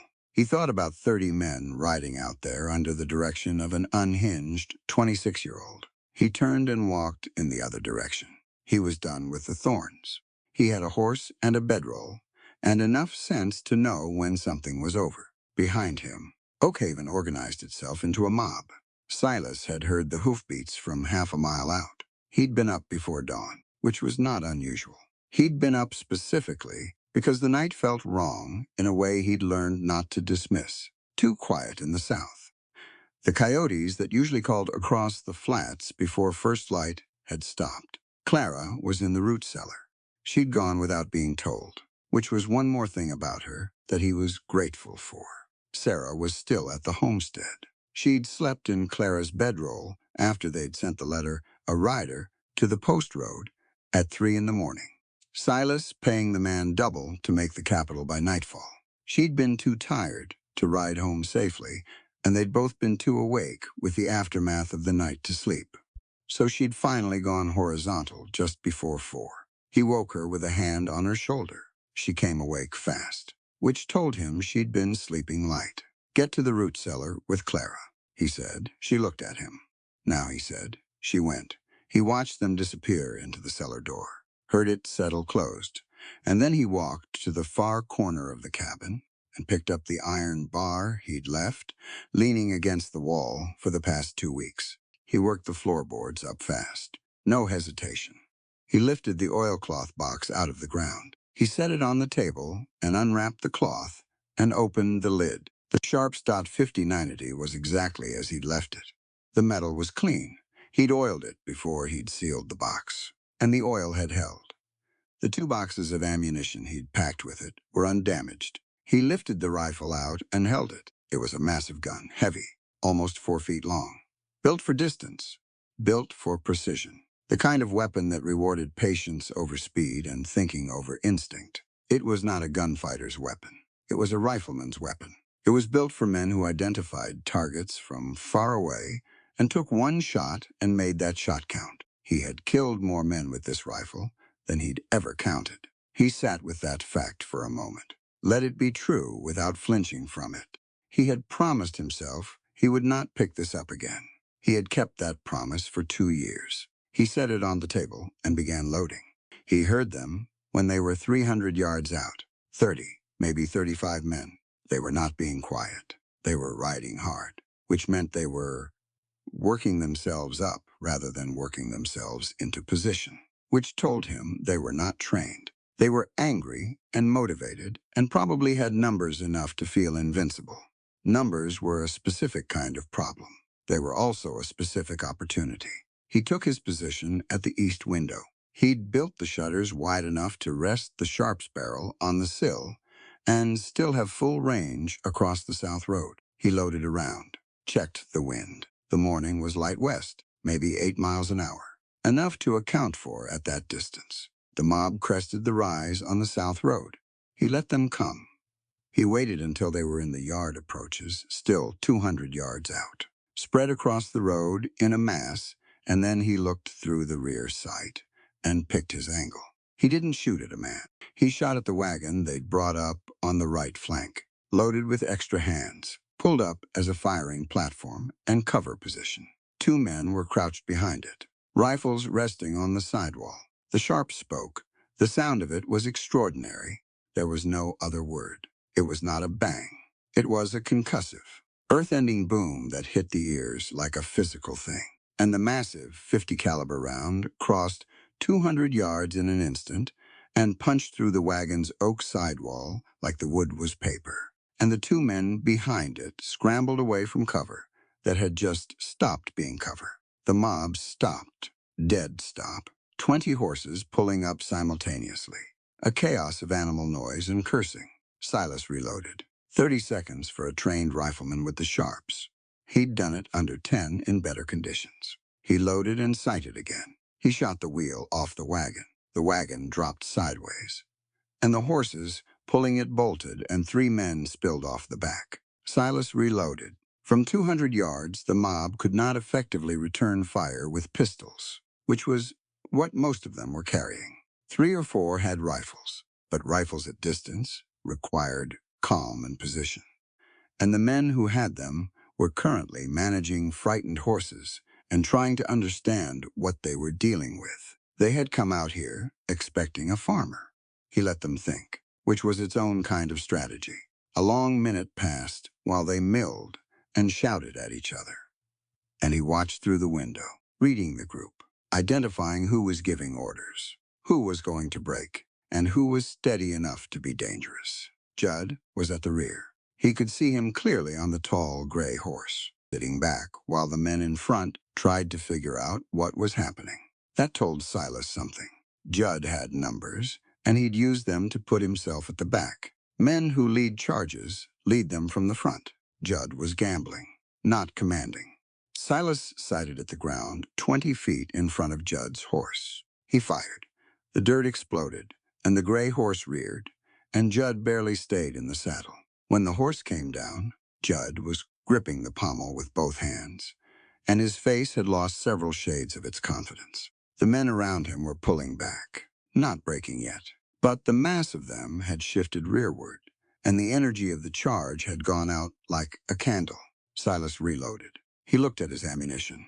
He had enough for 4, maybe 5 more effective shots. After that, he was into the reserve rounds that needed hand reloading under field conditions, which took time he wouldn't have. He considered this calmly. The mob was reorganizing. Judd was talking to someone at the rear. Silas couldn't hear the words, but the gestures said they were planning a spread approach. Come from multiple directions. Don't give a single window a clear field. It was the right idea. Actually, it would work. He had one advantage they couldn't see, which was the cover on the east side. The cabin sat on a rise, and the east approach was blocked by the creek brush and the slope change, which gave him a natural flank. But if they came around the west side and the front simultaneously, he couldn't cover both. He did the math. He was still doing it when the first shot came from the ridge. Not his shot, a different shot, from above and to the north, and it kicked dirt 6 feet in front of the lead riders. A warning shot, deliberate miss. Then another, different point, different rifle, also a miss, also deliberate. Then 3 simultaneously. Silas turned and looked at the north ridge. There were people up there, not soldiers, not Thorn hands. He could see them clearly in the morning light, silhouetted against the pale sky. 6, 8, no, more than that. A dozen at least, on foot and horseback, spread along the ridge line in positions that weren't tactical exactly, but were positioned well enough to command the south approach. He recognized Sarah first, because he was looking for her. She was on the mare, holding a rifle she clearly knew how to use, positioned on the left flank of the ridge group. Beside her was the blacksmith. He recognized the size of him, and the man who ran the hardware store, and the woman from the boarding house, and 3 or 4 farmers he'd seen in town, men he'd never spoken to, men who had kept their heads down and their opinions to themselves. For however long, Thorn had been the weather in this county. They were all up there. Every single one of them had a gun. Not all of them knew how to use it particularly well. But the mob in the road didn't know that. Silas turned back to the window. The mob had seen the ridge line. The calculation had changed. They'd come out here thinking 30 guns against 1 farmer in a cabin. Now there was a ridge of guns behind them and a Sharps rifle in front of them, and the ground between was open. And the men, doing the arithmetic on their own odds, were reaching the wrong sum. Judd was shouting, trying to hold them. It didn't hold. It started with 3 riders on the outer edge who simply turned their horses and left. Not fast, not panicked, they just decided and left, which somehow made it worse for the remaining men than if they'd broken and run. The calm departure of 3 men said these particular men had done the math and found the conclusion obvious. Then 4 more. Then it went quickly. Within 2 minutes, 2/3 of the mob had separated from the road and were moving away. Some south, some east. Some jumped into the scrub where the open ground felt safer than the road between the ridge and the cabin. 12 men remained. The core of it, held together by proximity to Judd, and by pride, and by the $200 that was still theoretically available. Silas came out of the cabin. He came out through the front door with the Sharps in his hands, and he walked to the edge of the yard and stood there in the morning light. And the 12 men looked at him. The 12 men looked at the rifle. The Sharps was not a subtle gun. It was an explicit statement about distance and penetration, and what happened to targets that stood behind cover. Judd pushed through to the front. He was working hard to look like a man in command. And it wasn't working because his horse was still nervous, and he was managing it poorly, and his face was doing things he hadn't authorized. You murdered Elias Thorn, Judd said, loud, performing it for the remaining men around him. Silas looked at him. No, he said. I didn't. You were seen by who? Silas said. His voice was flat and clear. Name 1 person who saw me at the Thorn Ranch today. Judd opened his mouth. Name 1, Silas said again. Silence. Where's Dowd? Silas said. He was your most reliable man. He can tell these people where I was today. He looked around at the remaining men. Any of you see me leave this property in the last 24 hours? None of them had. They'd been watching the homestead. A couple of them glanced at each other. Thorn is dead, Silas said. That's true. I expect the man who killed him is the same man who locked a schoolteacher inside a burning building last night. He looked at Judd. You want to tell these men you were home all evening. Judd's hand moved toward his gun. Don't, Silas said. Just the word. Quiet and direct. And it had the quality of something that meant exactly what it said with nothing extra attached. Judd's hand stopped. From the ridge, Sarah watched. She had her rifle up and her eye on Judd's position, and she was still. The way she got still when she was focused on something important. And beside her, the blacksmith had his own weapon leveled, and the remaining farmers held their positions, and the ridge was quiet and watching. Silas walked forward. He walked through the remaining men, not around them. They parted without being asked. He walked until he was standing directly in front of Judd's horse. He looked up at Judd. Judd was breathing fast. His horse was shifting under him. His gun hand was at his side, and his face was doing the calculation that men do when they realize the moment has run out. Get down from the horse, Silas said. Judd didn't move. You've already made enough mistakes, Silas said. Don't add this one. A long beat. Judd got down from the horse. He stood in front of Silas, still a taller man than most, still with the jaw and the build and the posture of someone accustomed to deference. But something had gone out of him. The performance was done. The men behind him were watching, and the ridge was watching. And there was nowhere for the theater to go. He reached for his gun. He was fast, genuinely fast, the way Elias had trained him to be, because Elias understood that a man in Judd's position sometimes needed to be fast. He was not fast enough. Silas stepped to the side. The shot went wide. He trapped the gun hand at the wrist and turned it, and the sharps came up in his other hand, with the barrel horizontal, and he pulled one trigger of the shotgun attachment he'd fitted to the sharps before he came outside. The shot was aimed at the ground. No, it was aimed at Judd's right hand. Not to kill. Precisely not to kill. A hand shot at close range from a weapon of that caliber was an act of extraordinary control. Too much, and it took the arm. Too little, and it missed. He'd calculated it the same way he calculated everything. Judd screamed. He went down on his knees, his right hand against his chest, and the scream died into a gasping, high breath, and he stayed on his knees in the dirt. The remaining men went very still. Silas looked around at them.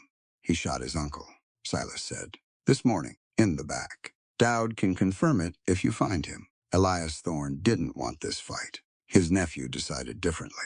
He looked at each man in turn, slowly, giving them all time to be seen and to see him. This is over. Every man here who had no part in the schoolhouse fire you can ride home. No one follows you. He looked down at Judd. Let the rope have him, he said. He turned and walked back to the cabin. Behind him, the men began to disperse. A few stayed near Judd, not to protect him, but because they didn't know what else to do. One of them, a young man Silas didn't recognize, went and sat beside Judd in the dirt and began to tie a cloth around his hand. On the ridge, Sarah lowered her rifle.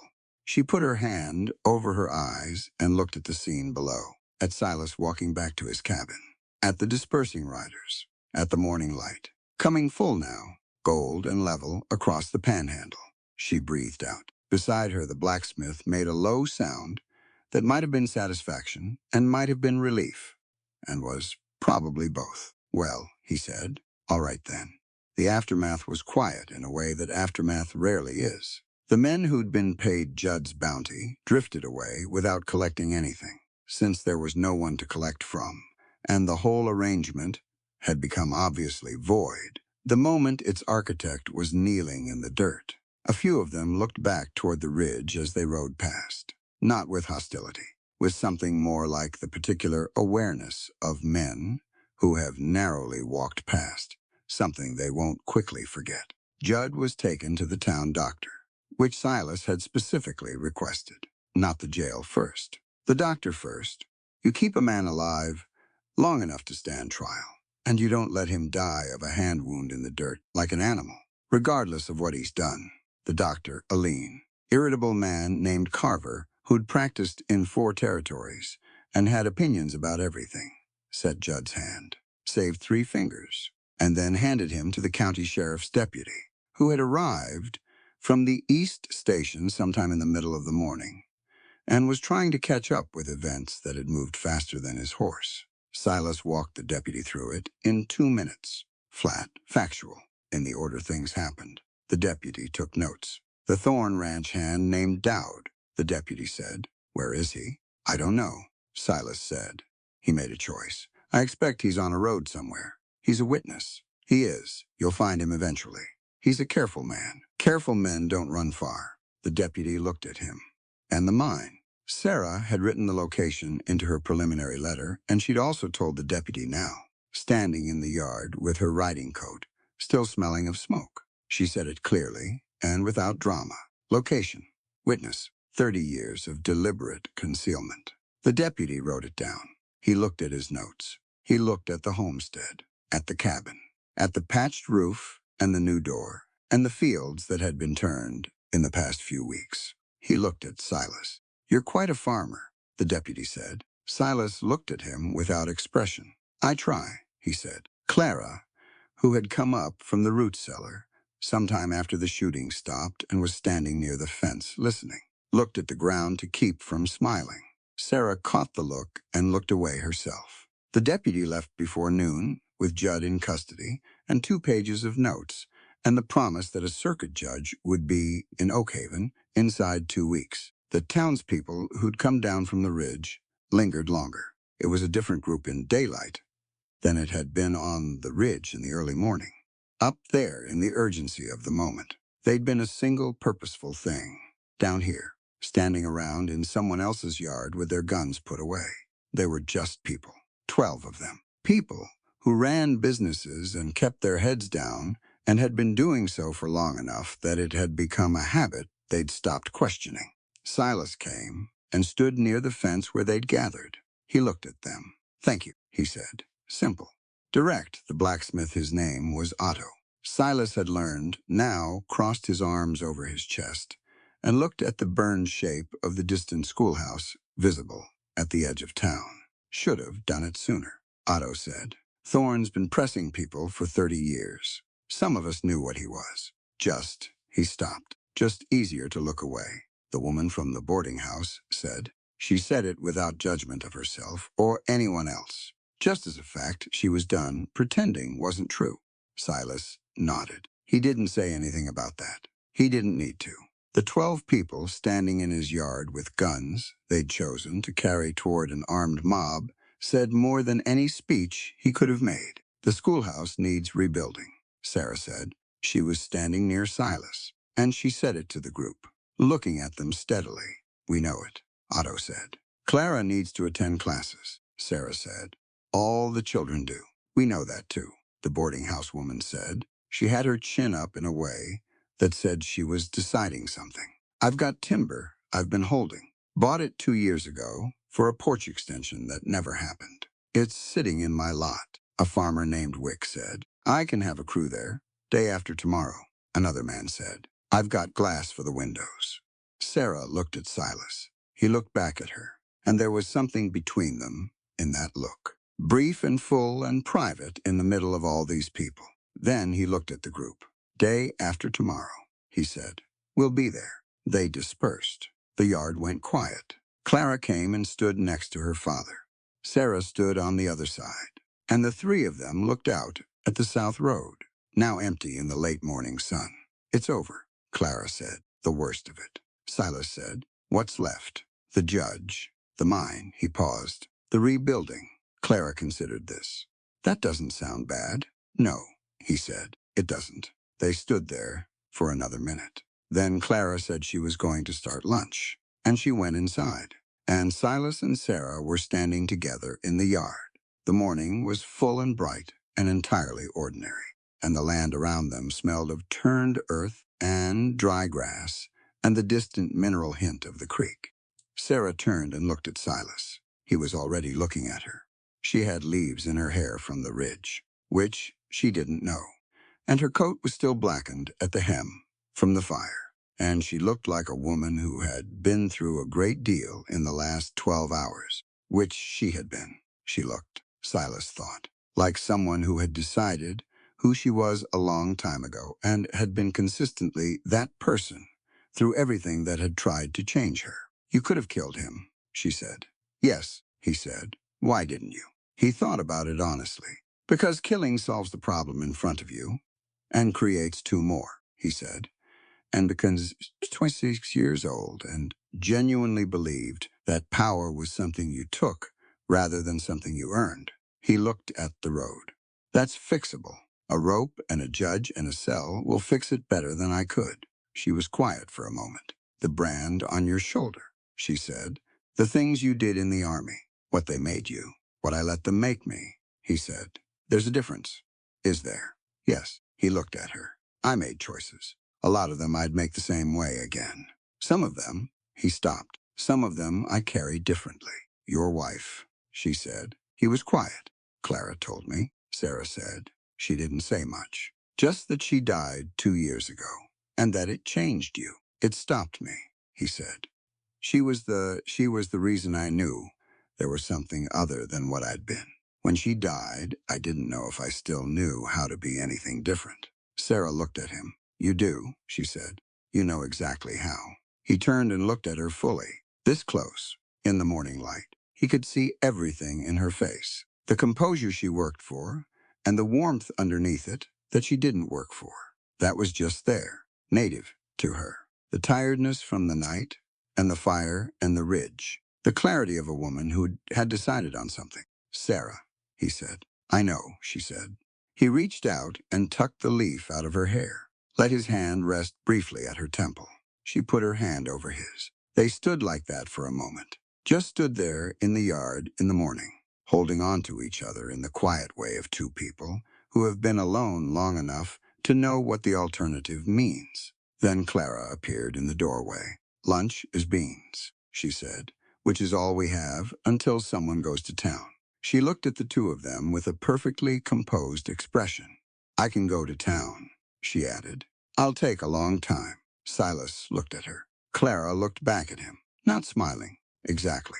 Close to it. Beans are fine, Sarah said. Are you staying? Clara said.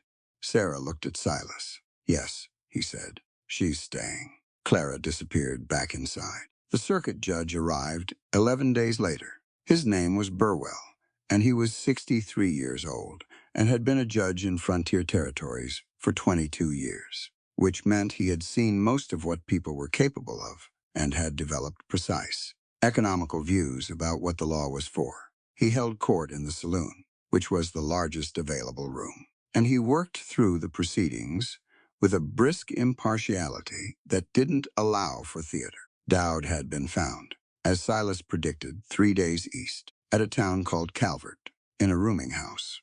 He'd come back voluntarily when the deputy came for him, which said something about the man. He gave testimony about Judd's movements on the night of the fire and on the morning of the shooting, and he gave it without embellishment. And when Burwell asked him why he'd cooperated, Dowd said, because I'm done, and said nothing further.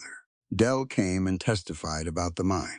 He was 17 now, employed at Keeler's ranch, and he stood before Judge Burwell in clean clothes and gave his account in a flat, careful voice, looking at the judge rather than at the crowd. The surveyor from the Capitol arrived the same week. He brought 2 assistants and a geologist, and they spent 3 days on the east section of the Mercer property. They found the mine on the first day. The collapsed shaft was exactly where Dell had described it, beneath the ring of dead brush. What they found inside was brought up carefully. Silas and Clara were not present for that part. He took her to town that morning, which she understood, and they stayed away until evening. Sarah was there. She sat at the edge of the property in the afternoon sun and watched the surveyors work, and she held in her hands a small notebook in which she had been writing down everything she'd learned. From Dell, and from the old county records, and from an elder in a nearby community, who had known the men who'd gone into that mine. She was trying to write down names. She had 6, so far. She would find 4 more over the following months through letters and careful research, and the names of all 10 would be recorded with the county and sent to the capital.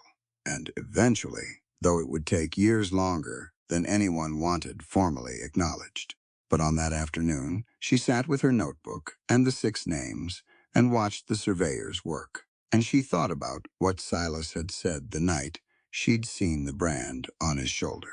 Not the evidence, the names. The important part was the names. Judd Thorne was sentenced on the 4th day. Burwell read the charges, which were arson with intent to kill, murder of Elias Thorne, and a longer list of fraud and coercion charges that encompassed 30 years of Thorne land practices, including the original crime at the mine. The murder charge against Silas was dismissed in 30 seconds. Judd was sentenced to hang. He sat in the saloon during the sentencing, with his wrapped hand in his lap and his jaw set, and he looked at the floor. He did not look at Silas. He did not look at Sarah. He did not look at Clara, who was sitting in the back with the blacksmith's wife and watching with the thoughtful attention she brought to everything. She wanted to understand. When it was done, Burwell dissolved the Thorne land holdings. The ranch was to be divided and returned to the county, available for lawful claim by settlers at survey price. The grazing land would revert to open territory. 30 years of accumulated power ended in a morning's paperwork. Silas walked out of the saloon into the afternoon light. Clara was beside him, and Sarah was on his other side, and the 3 of them stood on the boardwalk in the main street of Oakhaven while the town moved around them. People coming out of the saloon behind them, conversations starting up. The particular loud hum of a community that has just had something large and heavy lifted off it. That's it, Clara said. Most of it, Silas said. What's left? The mine, Sarah said. The proper ceremony. The names. That'll take time. Clara nodded. Time is all right, she said. We've got time. The new schoolhouse went up in 5 days. 5 days was fast. It was fast because Otto brought the crew he promised, and 2 other men brought crews of their own, and because the boarding house woman's timber was good quality, better than what had originally been in the building, and because it turned out that 12 people who have decided to do a thing and have stopped asking permission do it considerably faster than people still waiting to see how things settle. Silas worked from the first day.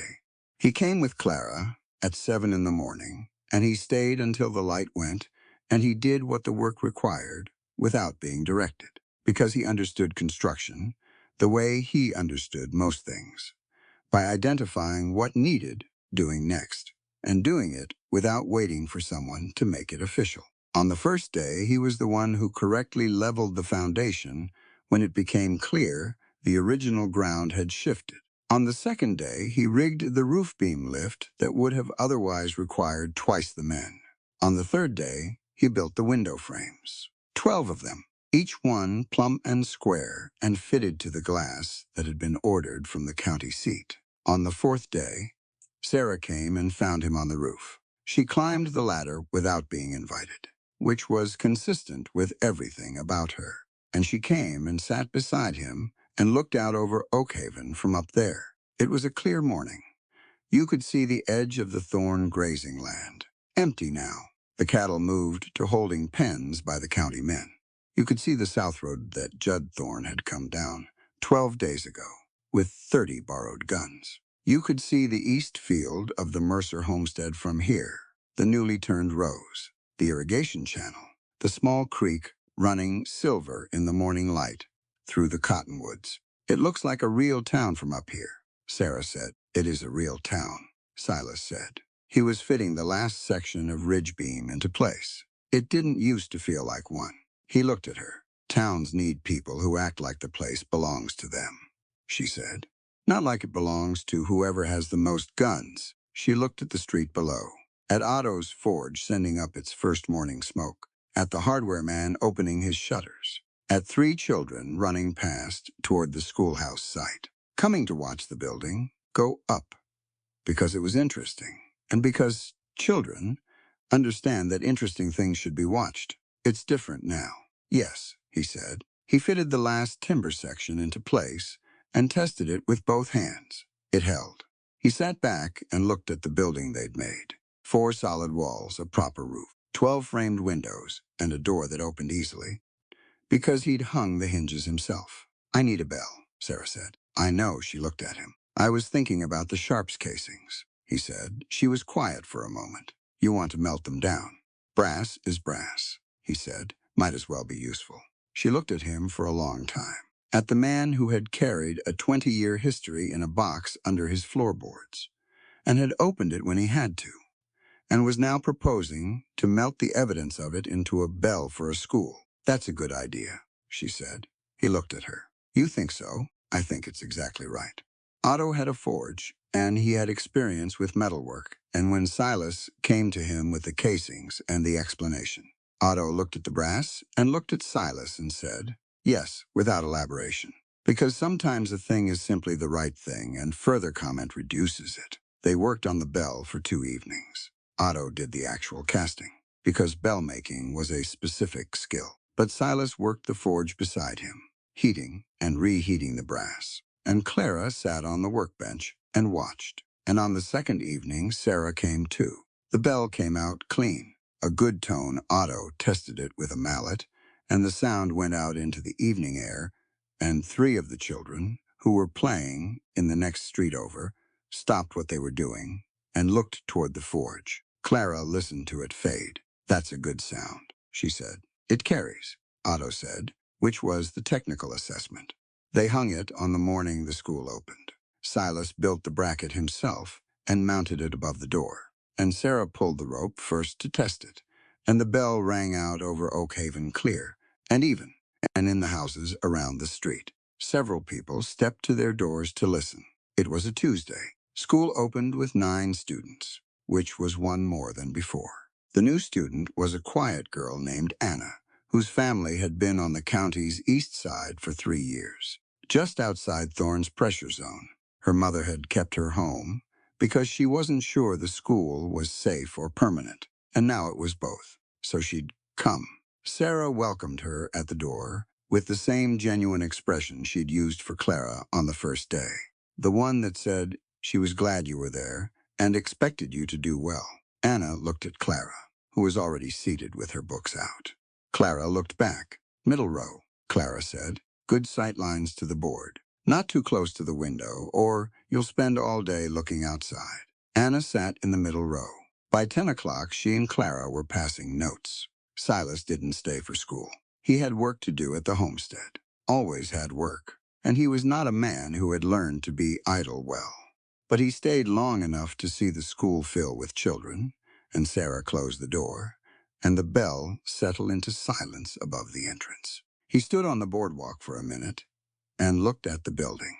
Then he went home. The mine ceremony happened on a Thursday, 3 weeks later. It was not official in any government sense. The official acknowledgement would take years, as Sarah had known it would. But she had 10 names now, or 9 confirmed and 1 probable. And she had a contact in the nearest indigenous community who had known 2 of the families. And that contact had come out with 4 others, and there was a quiet gathering at the east field of the Mercer homestead. Silas had built a marker. Nothing elaborate. A rough stone post with the names carved into it, and the date. And below the date, a simple phrase. Clara had chosen the phrase. They were here. That was all. 3 words. Clara said it was enough, and Sarah agreed with her, and Silas carved it exactly as Clara had written it in the dirt, with a stick. The gathering was small. Sarah read the names aloud, each one separately, with a space between. The 4 visitors stood quietly, and the one who had known the families said something in his own language that no one else understood. But the tone of it was unmistakable. Acknowledgement, grief, the particular dignity of being witnessed. Silas stood at the edge of it all, with his hat in his hands. Afterward, when the visitors had gone, and the evening was coming in soft over the panhandle, he walked to the marker and stood there. Clara came and stood beside him. They looked at the stone. "Do you feel better?" she said. He thought about it. "Different," he said. "Not better or worse. Just different." "That's something," she said. "Yes," he said, "it is." The first frost came in October. It came as early frost does in the panhandle, with no particular warning except the quality of the evening light, which went very clear and cold blue in the last hour before dark. Silas had learned to read that light over the growing season, and he'd brought in the last of the kitchen garden the day before. He was at the forge he'd built on the south side of the barn, a simple but functional setup, good enough for the metalwork a working farm required when Sarah rode up. She came twice a week now, sometimes 3 times. She said it was for Clara's schoolwork, and it was partly that, and everyone involved understood the rest of it without requiring it to be spelled out in full. She tied the mare and walked to the forge. He was working on a hinge, not complicated work, but the kind of work that required attention, and he didn't look up right away. She stood and watched him work. She had been watching him work for 4 months now, in various capacities, and she had arrived at a very clear picture of who he was, the patience of him, the precision, the way he gave his full attention to whatever was in front of him, whether it was a metal hinge or a frightened 16-year-old or a woman asking him a direct question. He finished the hinge and set it down and looked at her. "Cold," she said, "getting there." She put her hands in her coat pockets. She'd been thinking about something since she'd ridden out of town, and she'd decided on the road that she was going to say it, because she was not a woman who let important things stay unsaid on account of nerves.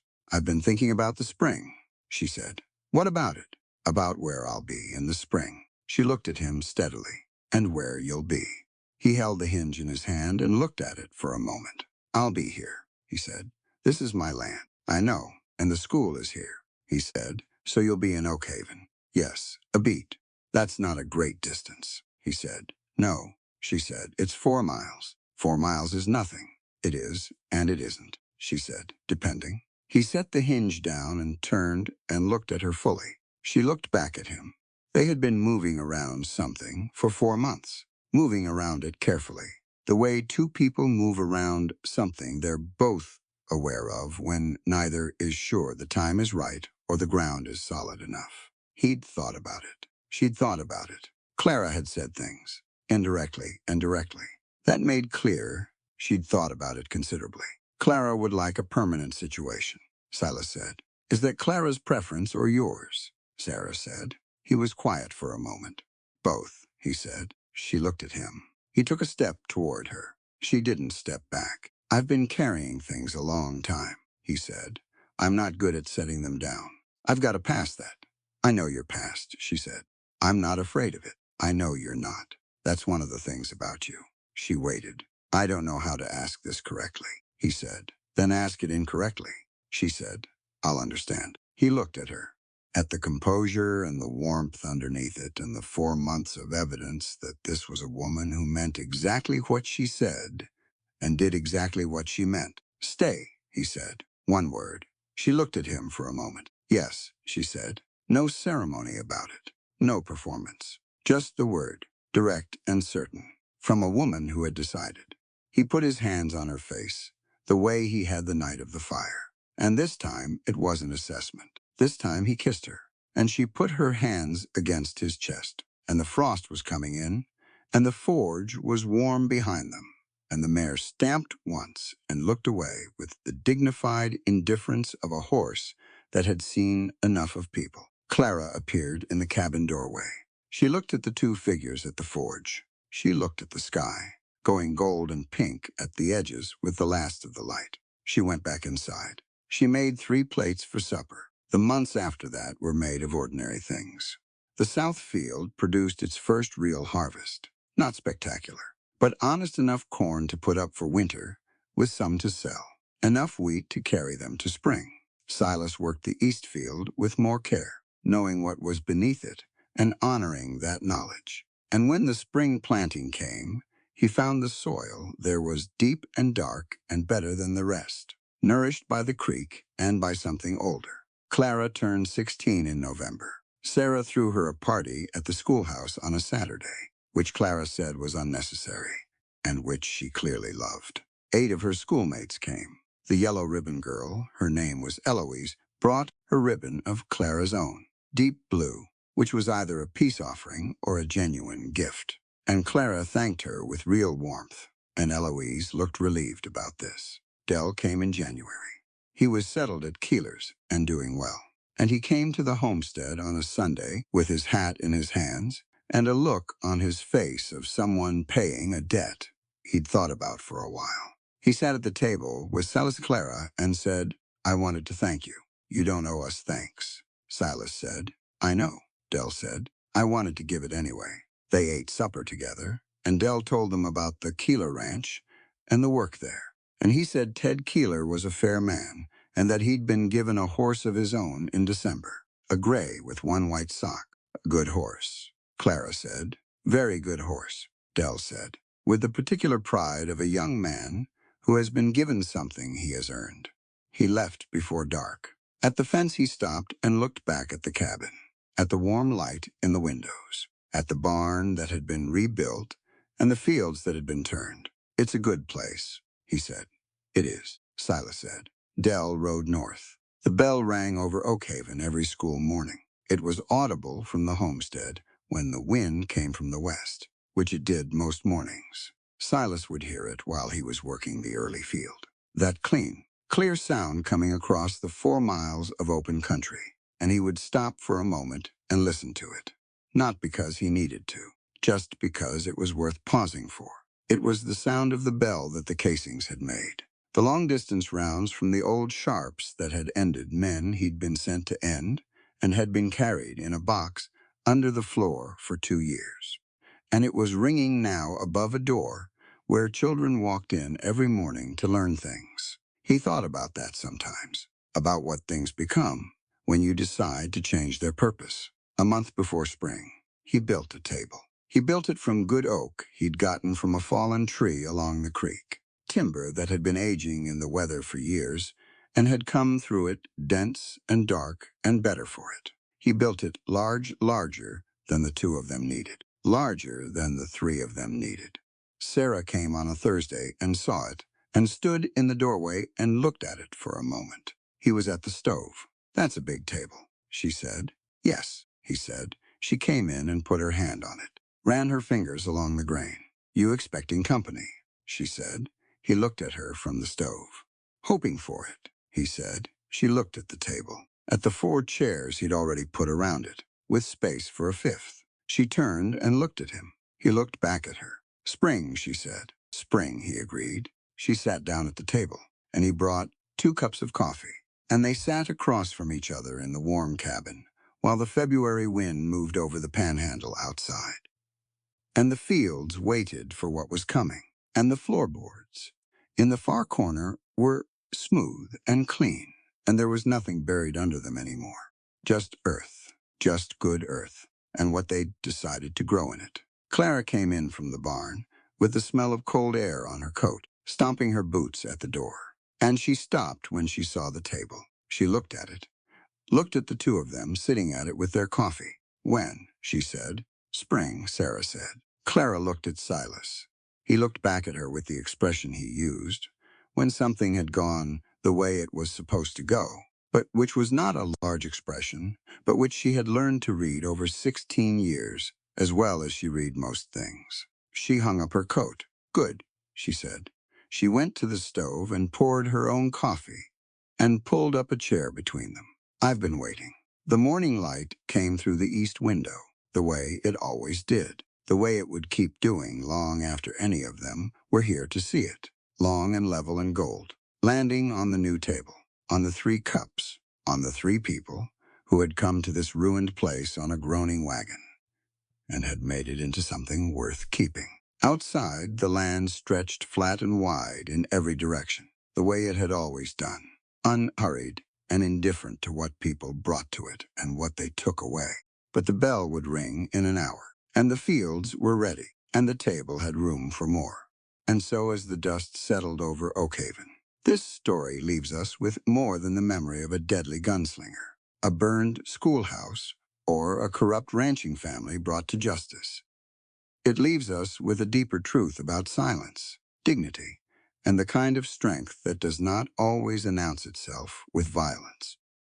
Silas Mercer was insulted in the street. His daughter was mocked, humiliated, and judged by people who knew nothing about her pain, her bloodline, or her courage. To many in Oakhaven, Silas looked weak because he did not strike back the moment he was provoked. They mistook restraint for fear. They mistook patience for surrender. The story reminds us that the strongest people are not always the loudest. Sometimes the most dangerous man in the room is the one who refuses to prove himself until there is no other choice. Silas teaches us that real power is not about hurting others, simply because we can. Real power is control. It is knowing when to fight, when to wait, and when to protect what truly matters. He could have broken Judd Thorne in the street on the very first day. He could have shown the town exactly who he was. But he understood something most angry men never learn. Every act of violence leaves a crease in the soul. Once done, it cannot be fully undone. That is why his restraint matters. He was not hiding because he was afraid of the enemy. He was afraid of becoming the man he had fought so hard to bury. That is a powerful lesson for anyone watching. Our past may shape us, but it does not have to own us. We can choose again. We can become something gentler, wiser, and better, even after years of carrying darkness. Clara's part of the story is just as important. She is young, wounded by the world, and forced to grow up in a place that looks at her with suspicion before ever knowing her heart. Yet Clara does not collapse under cruelty. She watches, learns, endures, and speaks with a quiet courage that mirrors her father's. Through her, we see the pain of children who inherit battles they did not start. But we also see resilience. Clara reminds us that dignity can survive even in a hostile place. When others try to define her, she refuses to accept their version of her worth. That is a message many people need to hear. You are not what cruel people call you. You are not the shame they try to place on you. You are what you choose to become after the insult, after the rejection, after the wound. Sarah Hayes brings another kind of courage into the story. She is not a gunslinger. She does not carry the legend of the West on her shoulders. But she carries truth. She writes letters. She teaches children. She sees injustice and refuses to pretend it is normal. Her courage is moral courage, the bravery to speak when silence would be safer. The burning of the schoolhouse proves how afraid corrupt people are of truth. They can burn wood, books, walls, and desks, but they cannot burn the truth once it has been carried by someone brave enough to protect it. Sarah's survival shows us that education, memory, and justice are dangerous to those who rule by fear. That is why rebuilding the schoolhouse becomes one of the most meaningful parts of the story. It is not just a building. It is a promise that the next generation will not be raised under the same lies. The hidden mine gives the story its deepest wound. Beneath the land were forgotten names, buried crimes, and lives that powerful men tried to erase. Silas understands that justice is not only about punishing the guilty. It is also about remembering the forgotten. The names matter. The people lost in that mine matter. This teaches us that healing a community requires more than defeating a villain. It requires telling the truth about what happened, honoring those who suffered, and refusing to let history be buried for the comfort of the powerful. In the end, Oak Haven changes not because one man was deadly with a rifle, but because people finally stopped looking away. The townspeople had lived under fear for years, but when they stood on the ridge beside Sarah, they chose courage over comfort. That is the heart of the story.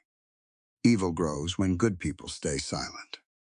But once ordinary people decide to stand together, even the strongest tyrant can fall. So the meaning of this story is simple but powerful. Never judge a quiet person as weak. Never mistake kindness for helplessness. And never think one voice is too small to challenge a lie.